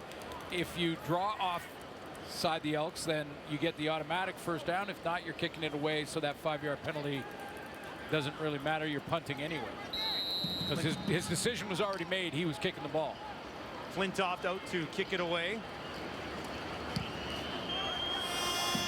Nelson takes it on his own 3. 53-yard kick's a beauty. Shouldn't have done that. Got to let it go when you're standing on your 3-yard line. Tough field position for Cornelius and the Elks, trailing by 30.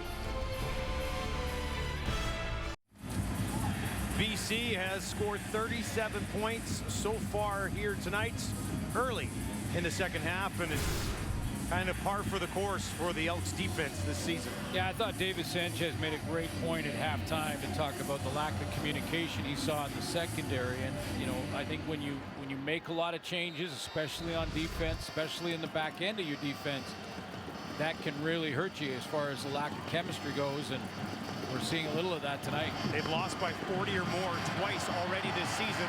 And Cornelius is in trouble here again. And he will be taken down. Watch him there to help finish it off. He would have buyed. Yeah, Charles Nelson made the wrong decision to catch that punt on his own 3-yard line at this point. The field position so much more important.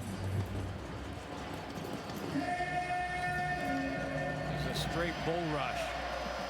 There was some pressure from Sales on the outside that forced Cornelius to kind of step up, and it's a good night from that point. Now 2nd and 16. 3 to the left, 3 to the right. Cornelius in trouble, taken down, and it is the former Elk Betts. Safety against his old club. Well, yeah, Betts gets this one, and Betts gets the safety. Thibaut Debaye, who was cut by Chris Jones, also on that last play, huge, and then again with a great push in the middle that collapsed the middle of the pocket, allows Betts to come off the edge and get there. And that's what happens when you catch a punt on your own 3-yard line. And the DC kind of is having some fun tonight. Well, they were dancing in the first half. They're dancing here again. And for Betts, any Edmonton fans watching tonight are thinking, where was this guy in Edmonton? 0 sacks last year. A ton of hype around him coming in as a top 10 pick, top 5 pick. And last year, he just kind of stalled. And this looks like the guy that people were expecting when he was drafted as high as he was. Well, again, you know, you think about that, former Edmonton defensive end, and Thibaut Debaye, the Belgium player released by Chris Jones this year, and both making a contribution down there. And, you know, you get so excited as a defense. You really get pumped up. There's a level of energy when you have the offense in their own, inside their own 5-yard line. You just feel like, hey, we got a chance. Well, our job is to stop the offense. We got a chance when we're down here to go and score. And that's exactly what Matthew Betts did. Third overall pick in the 2019 draft, was with Edmonton for the last few years and now finds a home here in BC. And the Lions, when you look at this defense, maybe the one thing they've been looking for is an elite pass rusher. And you got to watch him on one side and the focus of Betts against his former club on the other. How about that stare down on the camera? Woo! Okay. Looks like his damage might not be done tonight. Purifoy on the return, on his feet, all the way back out to midfield. And an excellent return sets up perfect field position for Rourke and the Lions. First half for Rourke, something people will be talking about for quite some time. One of the best we've ever seen. Well, Steve Daniels says the head of stats for the league told me at halftime that he thinks the Dunnigan game, he's still researching it, but the Dunnigan game was as close yardage-wise as any quarterback's been in the history in one half. And that was at, what, 320, 322. He was at 386. This time he'll go to Butler. Nice move, then turns and bobbles the ball, but it's scooped up by BC. And they will hang on right through the legs, I believe, of Raphael Leonard. Well, when it's not going right, it's not going right. And you can see the reaction from some of the DBs for the Elks. Butler put it on the ground, and they couldn't get there in time. Back to Butler again. First down, more inside the 40. Flags on the play as he eventually gets taken down just inside the 35 by Treston Decoux. This will be coming back. 10-yard penalty. Still second down. Phil Norman, I believe, the guilty party, as he says, wait, that was me? And it was, and they'll back him up. Have I mentioned before that this is a pet peeve of mine? It drives me nuts. Holding on a running play. Don't like that, eh? Well, I think you have mentioned it before. A few times. Yeah. Holding on a running play. Go block the guy. Don't hold him. Second and 13, 4 receivers to the left for Rourke. That's where he's going to go. Into the hands of Lucky Whitehead, trying to find some space. He'll get it back up to the 50, and that will bring up third down. Rourke at 400 yards passing in this game. Yeah, Jordan McSimic doing a nice job, though, of in this second half understanding the score. Still playing his starting quarterback, but calling plays that gets the ball out of his hands immediately. So it's like to the back and James Butler, a bunch of him, a little bit of run, and also those quick ones out to the outside. 3rd and 6, Flintoff lets this go. Nelson waiting, takes it at the 2, and will be backed up at the 5, and once again, horrible field position for Edmonton, trailing by 32 on a very nice Saturday night on the West Coast. CFL on TSN kicks off Week 10 action with a Thursday night football showdown between the Alouettes and Blue Bombers. Tune in at 8 Eastern, 5 Pacific, only on TSN as Winnipeg looks to make it 10-0 to start the season. Look at the rest of the schedule next week. Well, that one's intriguing. That's a big one. We'll be there for that one. Looking forward to that. We'll be in Winnipeg on Thursday as the Bombers look to remain perfect, going up against the Alouettes again. Cornelius will hand it off. Litre along his own goal. Eventually taken down at the 1. That was dangerous. He's frustrated. A lot of frustration starting to show through for Edmonton. And I guess it's understandable when you're getting spanked by 32. Well, Charles Nelson has made back-to-back errors in judgment on punts. I mean, catching it on his 3, catching it on his 5. Now he's put his offense in the same position. They give up another 2. I mean, Chris Jones got to take part of the responsibility there and tell his returner, by no means field it if you're that close to the goal line. The Lions were coming looking for a couple more here. Oh, yeah, they were going. Came out of the gate there, didn't they? Yeah, that one looked like a no-doubter. Offside, BC. 5-yard penalty, remains second down. They got a taste of it, didn't they? They got a taste of that safety last time out. Yeah, and they got the Elks get that loss back plus a couple. Gives them a chance here to get a little breathing room.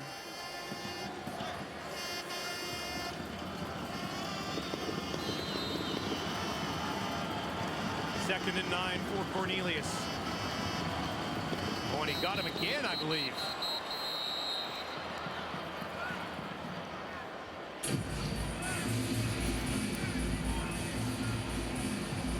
Well, if you want to get yourself a little bit of wiggle room, I guess this is the way. Well, they did that on purpose. Outside, BC number 56. 5-yard penalty. Still second down. David Menard. Yeah, Taylor Cornelius did that. That was a staggered count. You saw the receiver slot backs go towards the line and then put the brakes on. You'll see it again. He deliberately tried to get him offside because they pinned their ears back. He knows they're coming. They want to get that safety. Second and 3 now for Edmonton. Trying to put together some sort of drive here in the third quarter. On their own 12. Cornelius wanting to throw. Not going to be able to. He's taken down by a couple of BC Lions. Tehema in on the play. Josh Banks as well. If it's Tehema, that would be his 4th sack of the season.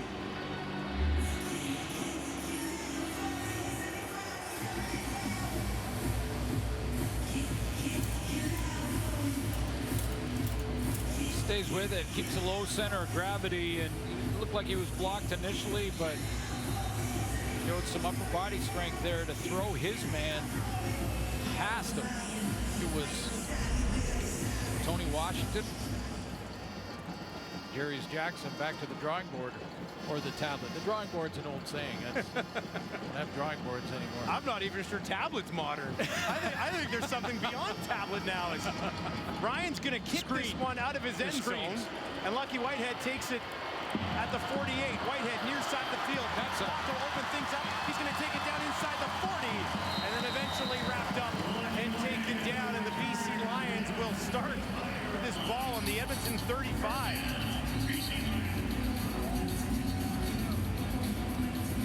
There's an injured Elk on the field, and it looked like Lucky Whitehead was holding his hand there. Marcus Sales with the block. Whitehead's all right. He's still out on the field with Hatcher.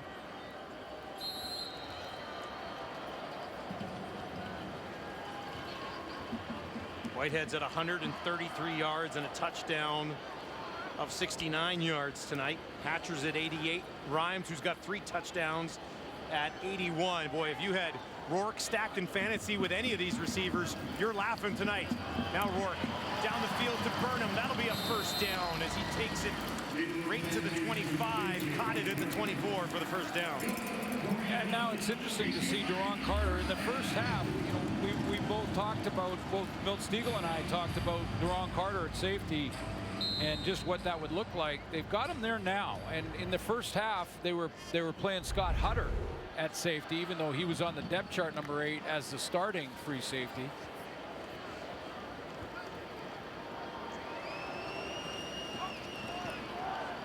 Rourke works from the 24-yard line of Edmonton. Has some time, wide open is Catoy, and he's down to the 10 for another first down for the home side.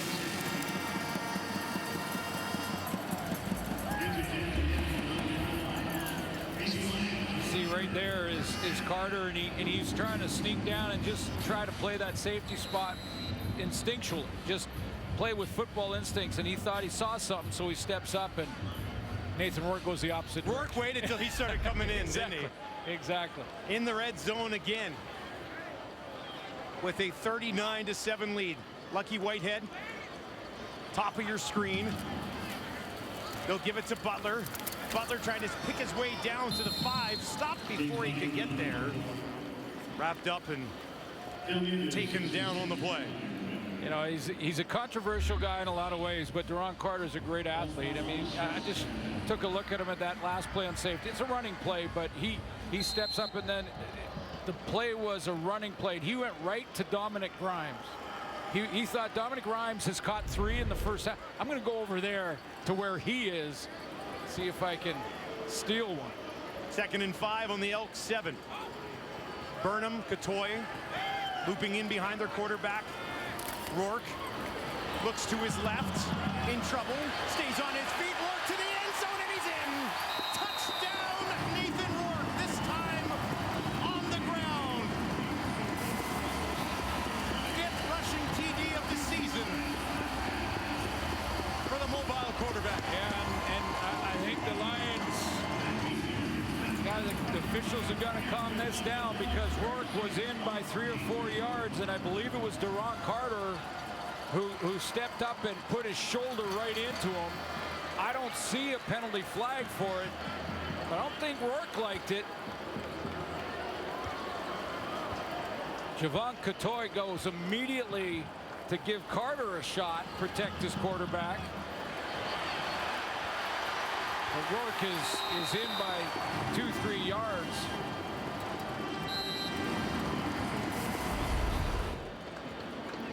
Seven-yard touchdown scamper from Rourke. Completes a 4-play drive that only had to go 35 yards after they kicked it away out of their end zone. Took just under 2 minutes.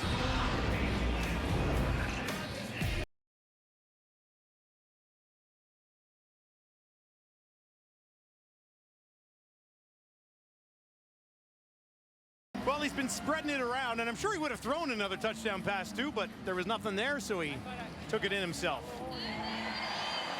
All smiles for 24-year-old Nathan Rourke. Doesn't necessarily love this. Well, I'm just going to say it. I think that should be it. Yeah. You know, I think Rick Campbell. They're up by 39. Yeah. Right now, you say, hey, get Michael O'Connor warmed up, and next time the Lions get the ball, it's. You see that little bit of a late hit from Duron Carter. It only takes one of those in the wrong time and the wrong way. Now's the time for Rick Campbell to say, good day. It's a good day's work for Nathan Rourke.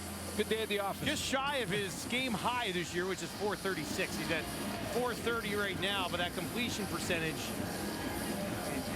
as high as it is right now, it will go up if this is it tonight for him. He's 28 of 31. Nelson runs under this at his own 15. Far side 30, now to the 35. And he's forced out of bounds. Let's send it down to Farhan Lalji with a couple of special guests. Yeah, a couple of very popular Lions alumni who've now been inducted into the team's Wall of Fame. We'll start with Paul McCallum. You know, they brought in Sean White at 36 years of age to stabilize the kicking job here. Like he's a spring chicken. You played till you were 46. You know what? It's a position where you keep yourself in shape and then you can go for a long time. So, I mean, I was very fortunate and stayed healthy, and hopefully Sean can do the same. Hey, you know, I know you were trying to stay in shape a year ago. They actually talked about bringing you back when they struggled in the kicking game. They did? They did. Okay. Well, I didn't know that, but I would have entertained it. I'm sure you would. Let's go to Jovan Olafoye. Now, an injury or a health condition kept you out of the NFL, but yet you wound up with 8 great seasons here, a lot of All-Star awards. What does this league and this franchise mean to you? I mean, I always say this is home. I'm humbled to be, you know, such great company to be here, and just, you know, a place that welcome me in with open arms. Just happy to be home. Now, a lot of people don't know this, but Jovan's actually a head football coach at the high school level in the Detroit area. So you played under Wally. What did you learn that you're taking over with you to coaching high school kids?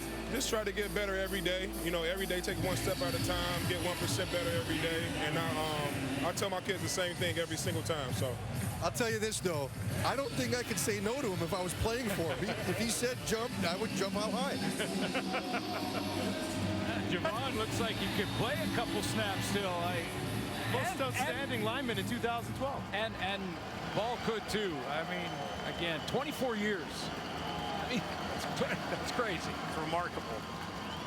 And I believe Foye didn't miss a game in 8 seasons with the BC Lions. Yeah, Javon, an all-star. over and over. Great tackle. And, you know, and what he said about playing in the Canadian Football League is what you hear from so many Americans. Warren Moon, Doug Flutie, all different positions. Great players that just, first of all, gain immediate respect for the quality of play in the Canadian Football League, but also just how important it was, the great relationships with the people they meet. Walker's done this a few times, comes back to the ball for Cornelius. And that is his team leading 5th catch of the game. The rest of the team combined has 5. Yeah, there's not many real bright lights or bright spots in this Edmonton team right now in this game, but he's been one of them. I mean, Darrell Walker, you still, no matter what the score says, you still want to be able to sign your painting. I used to say that all the time. You know, a good artist wants to put his signature at the bottom of his painting. Darrell Walker still can, even though the score is lopsided and doesn't, you know, not coming back from this one, but you can still sign your painting. It gives you a chance to say, hey, I didn't quit, I didn't stop. Maybe I can inspire others on the team to pick it up a little bit, and I think he can do it. He's run some great routes tonight. Cornelius barking out instructions. Malik Iron stands in to his left, just 1 carry on the day. Another completion to Walker, puts on the brakes, cuts it back inside, takes it for a first down inside the 25, and that'll put him over 60 yards in this game. And I'm gonna bring up exactly what Davis was talking about in you know, changes and finding the right combination and the right athletes is important, and G-Roy Simon and Chris Jones are trying to do that and have over the last 5-6 weeks. The problem with it is you have no cohesion, you have no chemistry, because that takes time to build.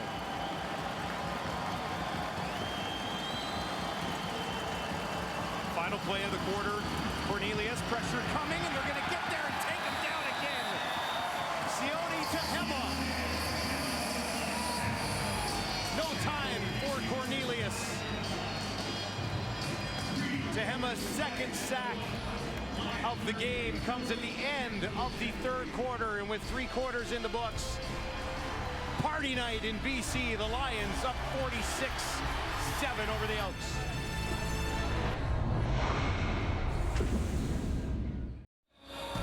Welcome back to Vancouver, everyone, and it's the BC Lions leading by 39, and that's really the number you need to know. I mean, this game is over from a Lions perspective. Yeah, Nathan Rourke had 386 yards passing in the first half and 5 touchdowns, and you know, now if I'm Rick Campbell, I'm taking him out. I mean, this is, I know it's fun to talk about Matt Dunnigan's records. It is. And that he could, it looks like tonight he could be the new record holder if he stayed in for the entire 4th quarter. But the goal in football, especially at this level, well, every level, is to win the game.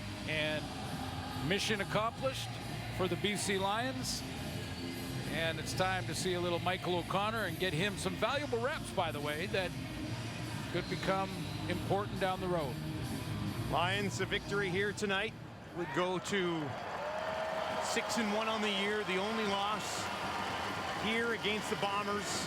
Winnipeg went up 21-0 in the first quarter of that game. And now flags before this play Edmonton can get underway. 5-yard penalty. Remains 2nd down. Good quick call by the officials. Nice job there. Yeah, tough night for Chris Jones. And I mentioned the goal in winning.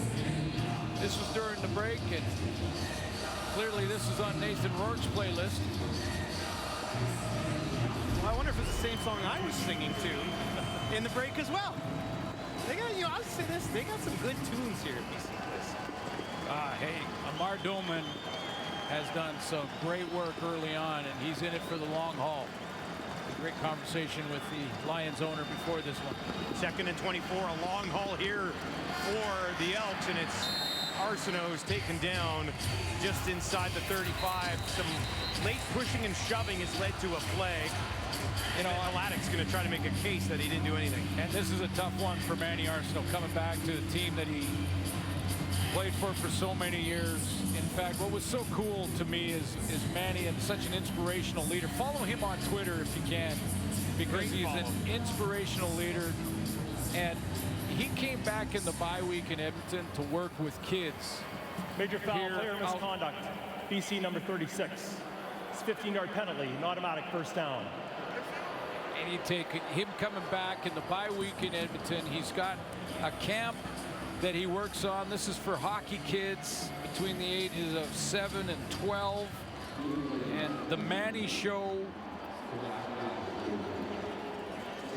was back in Langley, taking time out to give back to the community. Just over 600 catches in his career. Fantastic career on the field. But Manny has made such an impression, and a great impression off the field. And by the way, G. Roy Simon is in the house, the GM of the Edmonton Elks, way up there on that list. And Manny over 600. Not many guys. That's it, right there. Over 600 catches in Canadian football. And there's G. Roy. 58 career touchdowns, 55 of them coming as a member of the BC Lions. Cornelius dumps it off. Osikusi goes down and gets it, bounces back up. It's taken down, but there's a flag back at the 40. You know, and Twitter can be tricky and sometimes toxic. But if you follow Manny Arsenault, this is what the type of thing you will see. This was this morning. Behind you are the challenges you've met. Before you lies new possibilities. Today you choose the direction of your life. Those are the type of things that you can get up in the morning and follow Manny and read, because he was tremendous for Brian Burnham. When they were rookies and young guys together in the Canadian Football League, he was a mentor for Brian Burnham of the BC Lions. And now, here in Edmonton, he has a chance to do that again, that's right? Exactly what he's doing. 1st and 20. Cornelius, back pressure, gets it away, has a completion. That's Osikusi this time on the other side of the field, and gets them just over half of what they needed in a tough spot there. Yeah, first start for Chris Osikusi, and runs a nice speed out here. And there's another example of the arm strength of Taylor Cornelius as well, to just kind of with his wrist flick it out there. There's a timing out. Came out of his break nicely, continued through it. Osikusi earlier in the week talking about how much he learned from Mike Jones, who was let go and signed by Hamilton. But it was a guy that we're just talking about. Manny Arsenault as a mentor, and Jones, not the experience of Arsenault, but Osikusi saying that he helped him a lot. Now Cornelius, a completion back to 84. Arsenault takes it almost down to the 5. Well, if Osikusi wants to learn the game, if he wants to learn the game, Brian Burnham told me yesterday, he said, when I was in rookie camp, as you know, before the vets got in, I thought I was really doing well. And then Manny showed up and I went, oh, I got work to do. First and goal from the 6 for Cornelius. Looks towards the corner, up for grabs, and it was Loxley with TJ Lee in coverage, unable to bring that one in. Yeah, Loxley was in behind. That's great veteran move by TJ Lee. He knew that Loxley didn't have any room really. So jump ball and get that hand up through between the hands of the receiver. Don't try to swat from above. Try to swat up through from the bottom up. TJ Lee reminds me of Ryan Phillips. I mean, when I see the two guys, same mentality. Phillips was more of a ball hawk, but very similar DBs. They'll push it through. Touchdown, a flag on the play. As Irons pushed it through. This is his second carry of this game. Offside, BC number 47. Penalties declined. Count. It's touchdown. Second career touchdown for Malik Irons, who has an opportunity here, but hasn't really gotten much of an opportunity tonight with the way this game script has gone. Yeah, he hits the hole hard. Again, a BC connection. W.J. Mowat High School in Abbotsford. Same school as Bolacumbo. played for Team Canada. They beat Team USA in the International Bowl back in 2018. So he's got some roots here in the Lower Mainland. Castillo for the extra point, and it is good. So on a night that hasn't gone very well for 26-year-old Malik Irons, he gets involved, and he's got his first touchdown with his new club.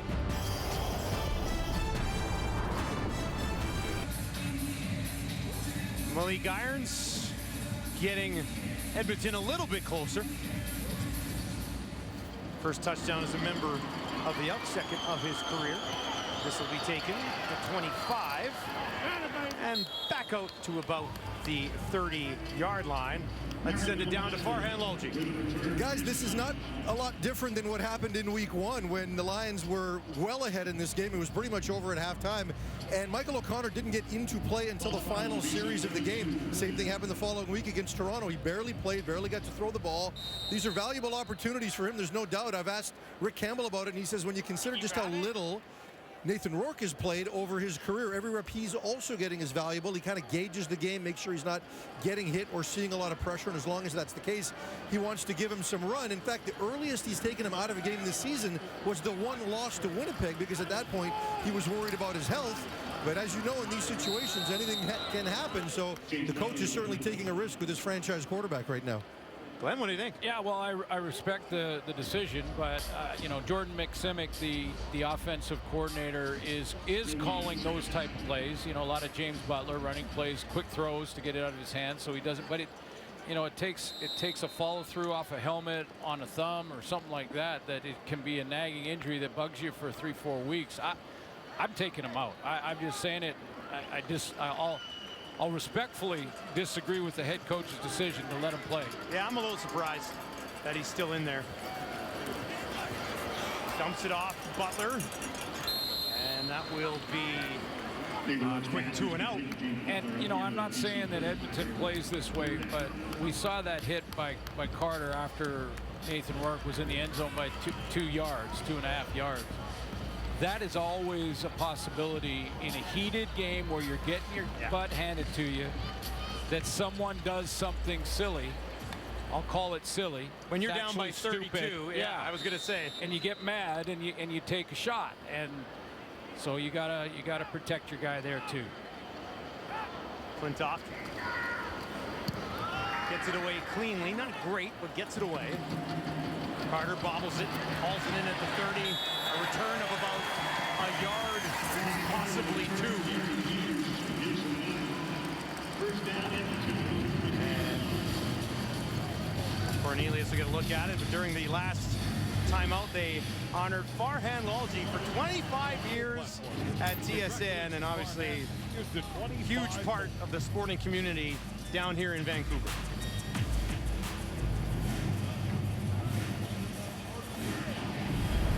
Congratulations to Farhan, who I just say he forgot his shoes tonight here, celebrate 25, but he's been getting the job done in his slides. That's great look. That's a fine. That is a fine. I had to get it out there. You're not going to get away with that tonight. No, it's a straight fine. I think after 25 years, he remembered his shoes. Down the field, a couple of flags, and it was Arsenault with a veteran working against a first-year Lion in Quincy Mauger. And this time, it's Arsenault who was able to get him to take a penalty. Boy, Lions fans are sure familiar of the Manny Show, aren't they? Going back and accidental pass interference, BC number 36. It's a 10-yard penalty, automatic first down. Guys, I don't know about you, but it's a pretty good fashion statement. Yes, I forgot my shoes, but I might be starting a new trend because the players love it. Lucky Whitehead just came by and said, "You killing it, man." So I think Brian Burnham's approved, and generally they've all approved. Yeah, good try. I think they're just being nice to you. Yeah, good try. That's a fine. Okay. Suits, I will pay you to wear slides next time. I will pay you. Finally manicured toes there, Farhan. Wow. Lucky Whitehead has some fashion ideas too. I'd like to see how fast he would be in sandals, though. Lucky Whitehead, speed to burn. First and 10 for Cornelius on his own 42. Pressured out of the pocket, in trouble, gets it away down the field. And almost up into the crowd as Watcham was trying to get home. So Edmonton has Saskatchewan next, and then back-to-back with Ottawa. Boom Watcham getting involved here, getting up the field. Help from Lucas Purifoy eating up a block as well. But Edmonton has got to try and figure out, lock on a healthy roster. Find something you can build a team with now. Yeah, and then let the team grow and let the team communicate, get to know each other. 2nd and 10, Cornelius moving to his left, throwing way down the field. Arsenault almost had it. Would have been spectacular, but it falls incomplete as he worked against Moget once again. That's a good battle, wasn't it? He went up and they both were pulling and grabbing to get at it. This is just throw it up and see, it's underthrown, so Manny Arsenault has to come back to the football and try to get it. He almost got it on that bounce.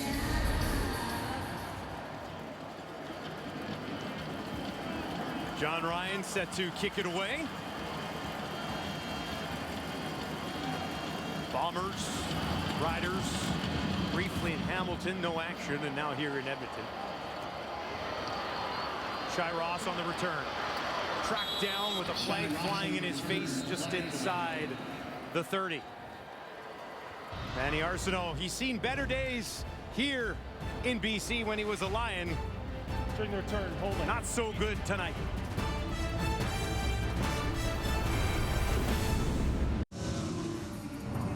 Another successful Purolator Tackle Hunger promotion here in Vancouver. It was Tackle Hunger Day here in BC. We're running these events all across the Canadian Football League. The next one is next Saturday in Calgary. We've had fans from around the league, and in this case around the city, bring in cans of food, donate money, and things of that nature. It's been a very successful program we've been running since 2003. When you look at donations and needs of food banks, requests for food banks here in British Columbia have gone up 20% since 2019. It's a much-needed program. Purolator proud to be a part of it, as is TSN. Great program all across the country. Great atmosphere again outside BC Place prior to the game tonight. Certainly help with that. They'll hand it off to Butler. Rourke's still in the game here.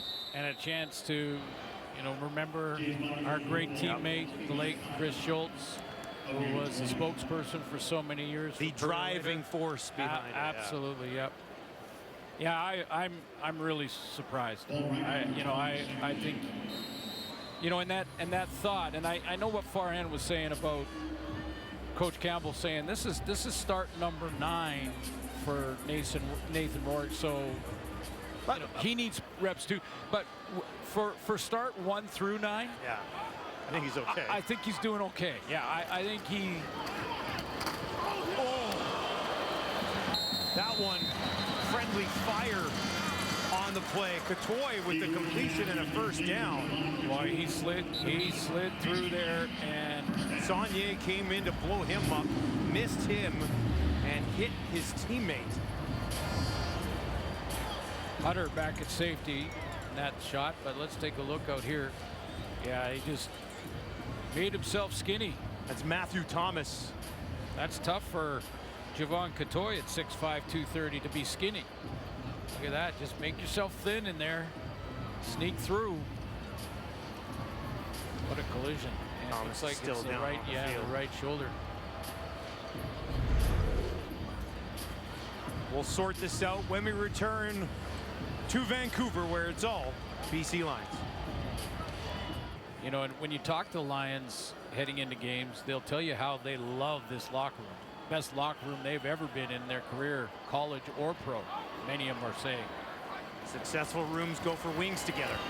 That's what we've determined here tonight. Well, hey, let's do it. I know if one of our producers, Chris Edwards, is watching. Yeah, he loves big wing guy himself. Yeah. Mike Marshall, not so much. When Art, who's in the truck right now, and by the way, Mike, when he's on the West Coast, has seafood. Just saying. Yeah, I'm just saying. Yeah, not a steak. You're also going to hate Last night I had French fries as well. No. At a great seafood joint. But they were Parmesan fries, and we don't have a lot of those in Edmonton, so I had to try them. If you keep going, you're going to have to sing another song. 6.5 to play here at BC Place. Burnham, he's got it. Rourke, by the way, now at a career best. That'll put him up over 460. His high game on the year coming in was 436. That was the second game of the year, the follow-up after the week 1 beatdown here against Edmonton. You know, Nathan Rourke, as I mentioned, puts in work outside of the facility, outside of the team, and gets expertise from different places, including a guy that he works with in North Vancouver by the name of Rob Williams. He's a kinesiologist and works in the mechanics of rotation athletes like pitchers, quarterbacks, guys like that. Now Whitehead for another completion. Takes them on to Edmonton's side of the field. And Rob, I was talking to Nathan about what he's contributing. He said, you know, sometimes I'll look at the 3 or 4, you know, the 4 or 5 throws that I didn't like, and I'll send those clips to Rob.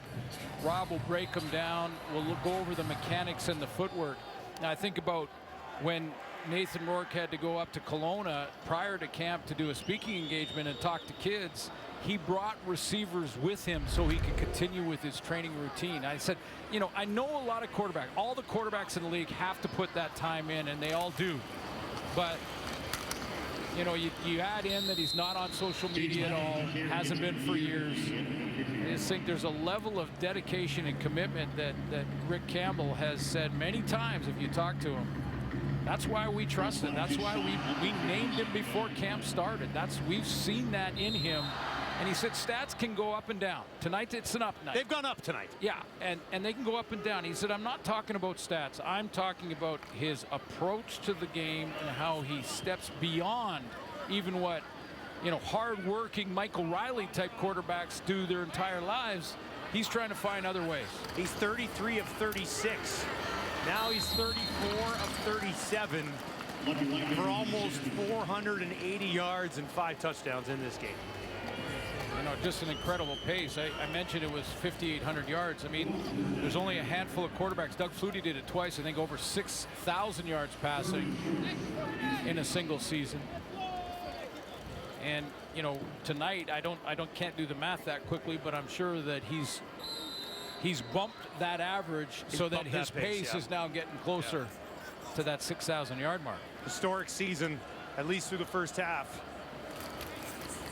for Kick Canada as he pushes ahead for a first down with less than 4 minutes. Here he comes. And now we will see Michael O'Connor into the game. I was just about to say, and having said all of that about Nathan Rourke, he should be off. I wonder why it was now. You know, I do wonder what that was. It inside 4 minutes? That was going to be it? I wonder. Maybe that's what it was. Yeah, I don't know. I might have given Michael O'Connor the fourth quarter. 477 yards for Rourke, 5 touchdowns, 3 incompletions on 37 pass attempts. And in case you were wondering to yourself, that sounds really good. It's ridiculous. Absolutely incredible night for Rourke. O'Connor in, hands it off to Butler. And Butler will push ahead. A little quiet night for Butler with the way his quarterback has been playing. Of all those numbers, I think the 34 of 37 is the one that really impresses me the most. Well, that pace is for a CFL record. Yeah, that was set by Ricky Ray. Another Saturday night Nathan Rourke show here in Edmonton. It's all BC Lions. Well, Brian Burnham picked the good night to return to the lineup for the BC Lions. 4th all-time now in Lions history, and was involved from start to finish tonight. Yeah, keep in mind his injury was a rib injury and a collapsed lung. In fact, when I talked to him about it yesterday, he said that he was in the hospital after that injury for a full week because the lung collapsed a second time, and they had to fill it up and start the healing. One of the toughest guys you'll meet, and one of the nicest guys you'll meet, and the best hands in the game. I was going to say, one of the best receivers you'll find anywhere in this country. They hand it off again, and that'll bring up third down for the Lions.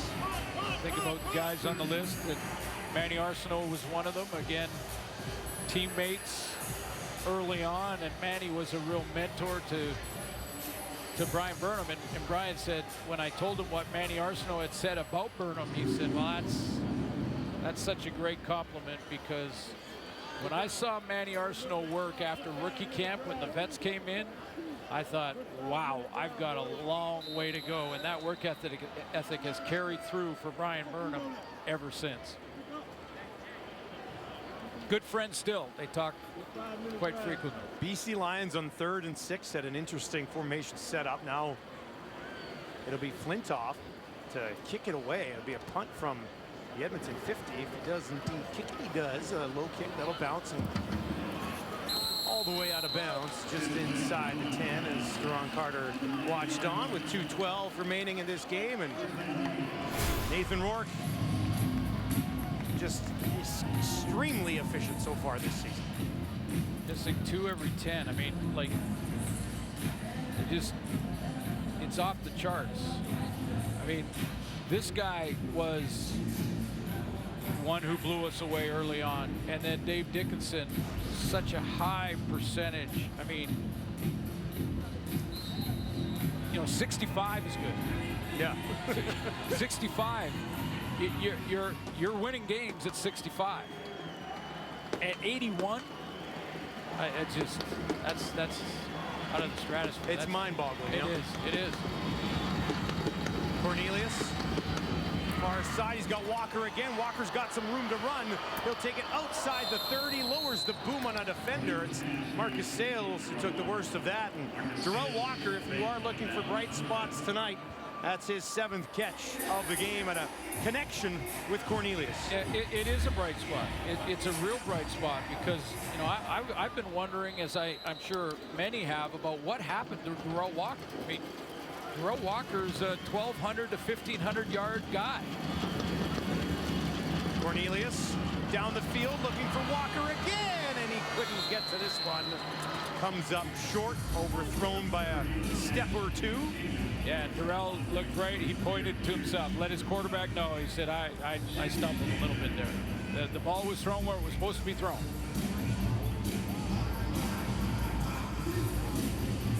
But I think between some good catches again tonight, and from Manny Arsenault, and some really good catches and route running from Darrell Walker, those are a couple positives. You see that little bit of hesitation when he kind of looked to try and find the ball, and he slowed his,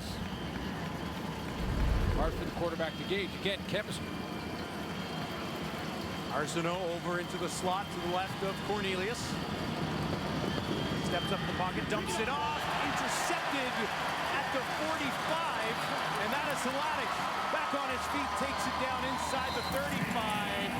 First of the career for the former UBC Thunderbird.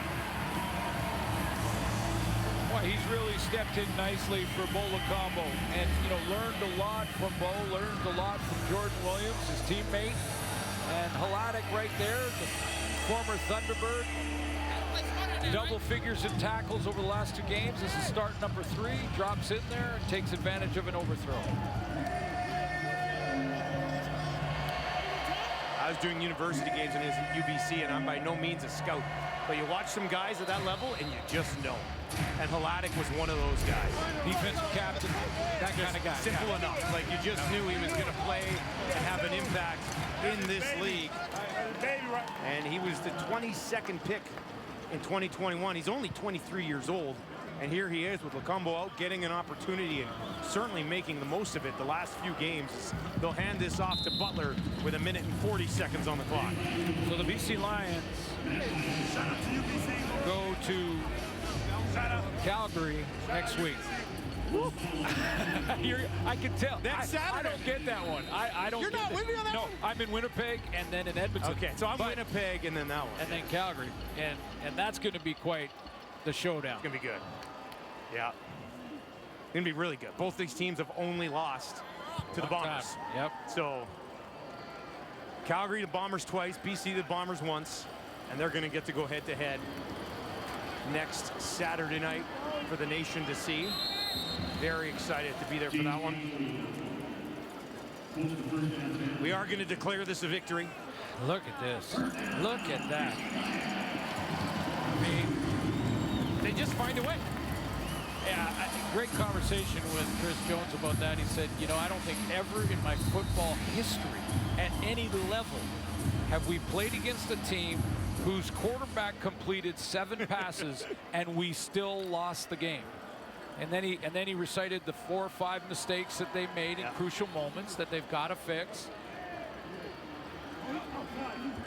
Well, and they dominated time of possession in that game, and then it was a 9-minute drive in the 4th quarter that sealed away the victory for the Bombers. Big game for Brady Oliveira in that game as well. But they won in net yards, more time of possession, passing yards, and lost the game. You know, this Edmonton Elks team has really just got to come together a little bit. They got to do some wing nights.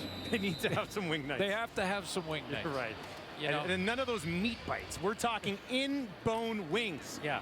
That's what brings you together. Yeah. You got to know the guy beside you. You got to play for him, get to know him, understand him. At this level, all the athletes are good. The difference between winning and losing are the best teams, not necessarily the best athletes. So if you're Edmonton, you have the loss here, then you get Saskatchewan, huge game, and then back-to-backs against Ottawa. Now, I know Victor Cui went on radio in Edmonton and said they're going to win 4 in a row, 0 for 1 here, but you get the Riders and then 2 against Ottawa, so maybe there's an opportunity to build on something for Chris Jones. Yeah, a little stability in the lineup. He really's got to kind of bite the bullet on that, I believe, but some of it is due to injury, but not all. There were, what, 80-something changes this year? Yeah, almost 75 guys. But what a performance by Nathan Rourke in this dynamic. Kid Canada does it again in this dynamic offense in BC. Deadly, deadly offense. Best in the league, no doubt about it. Nathan Rourke, brilliant tonight. A pleasure to watch in person. A pleasure to broadcast to the nation. Rourke, 477 yards, 5 touchdown passes, 34 of 37, rushed for a touchdown as well.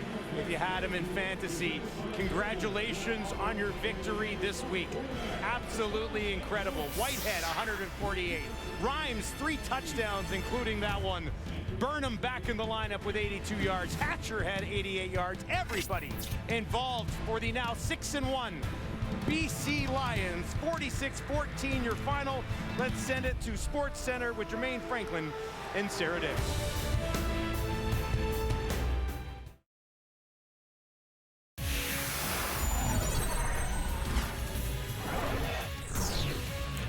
Welcome to Sports Center. Sarah Davis, Jermaine Franklin here with you. We have plenty of highlights from the pitch, from the diamond. We have golf, but let's start, Sarah, with the gridiron. Week 9 wrapping up in the CFL. Yeah, of course. We got to go out to Vancouver. The game we just saw, the Lions, Nathan Rourke absolutely crushing the Elks. There's a little deja vu of the game that opened the season, but the Lions also have the fewest sacks in the league right now. So I feel like they're giving Nathan Rourke that space to throw as many touchdowns as he is. Now, he's thrown a CFL best 16 touchdowns this season. He looks to add to his total early in the first quarter. Rourke spots Dominic Rhymes in the end zone. As for the celebration, well, it looks like a new event, the 9-man bobsled. After the Elks tied it at 7, Rourke finds Rhymes again for his second touchdown of the quarter. That makes it 14-7 BC. Rourke and Rhymes having quite the first half. They look for more in the second quarter. He's going to look to the end zone for Rhymes again. He goes up and he gets it. Come on! Get out of here! 3 touchdowns! Rhymes with a great catch, his 3rd touchdown of the half, and the Lions stretch the lead to 13. Now, Rourke threw 3 touchdowns in a Week 1 win over the Elks. He tops that number in the first half alone on Saturday as he finds Lucky Whitehead, 69-yard catch and run for the score. 26-7 Lions, Rourke's 4th touchdown. Oh, they are dancing a lot in Vancouver. They got the rhythm. BC not done there. They're driving again late in the second quarter. Right here, Rourke to the corner, looking for another major. Did they hold that in? Yes! Touchdown, BC! With 386 yards in the half, on pace to break TSN's own Matt Dunnigan's record for yards in a single game with 713. And well, Dunnigan was sweating at the half. What I tell you, Davis, you said about halfway through the first quarter. I think he's coming after my record tonight. It might be in jeopardy. And, you know, we were kind of joking, and then as the went on, they ain't joking. Oh, yeah. So the line's driving in the third. Maybe Rourke's arm getting a little tired. He decides to run this one in. Takes a late shot from Duron Carter. Rourke finished with 477 yards through the air and 5 touchdowns. And Dunnigan's record is safe for now as the Lions hammer the Elks. And Rourke's 5 passing touchdowns. It actually ties the Canadian single game record. So he got one record there, at least tying it. He did that all in the first half. Meanwhile, the Lions have now won 3 straight overall against Edmonton. BC's only loss this season is to the undefeated Blue Bombers back in Week 5.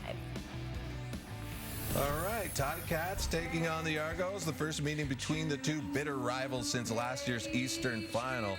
Toronto sitting 2 points ahead of Hamilton in the East Division. Tough news for the Tabbies in the first. Dane Evans hooks up with Braylon Addison, but he goes down awkwardly and immediately grabs his leg. Addison was limited to just 3 regular season games last year due to injuries to his knee and hamstring.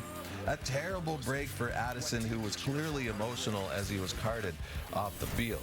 Let's skip to the third. 17-6 Hamilton. McLeod Bethel Thompson goes deep and connects with Cam Phillips. That's good for 49 yards. Then 2 plays later. Coming in that backfield with Andrew Harris. Taking the handoff. Bethel Thompson. Chased by Mason Bennett. He gets rid of it. Touchdown, Argo. Great play by the elusive Bethel Thompson to avoid the sack before finding Phillips for the 13-yard score. After the 2-point convert, it's a 3-point game. Fourth quarter now tied at 17. Hamilton punting. Michael Domagala. Oh, it's blocked. Blocked. Argos on the chase to get it inside the 25. Benoit Marriott. Big man has a touchdown. A massive play by the Argos special teams unit. Trevor Hoyt breaks through to block the punt.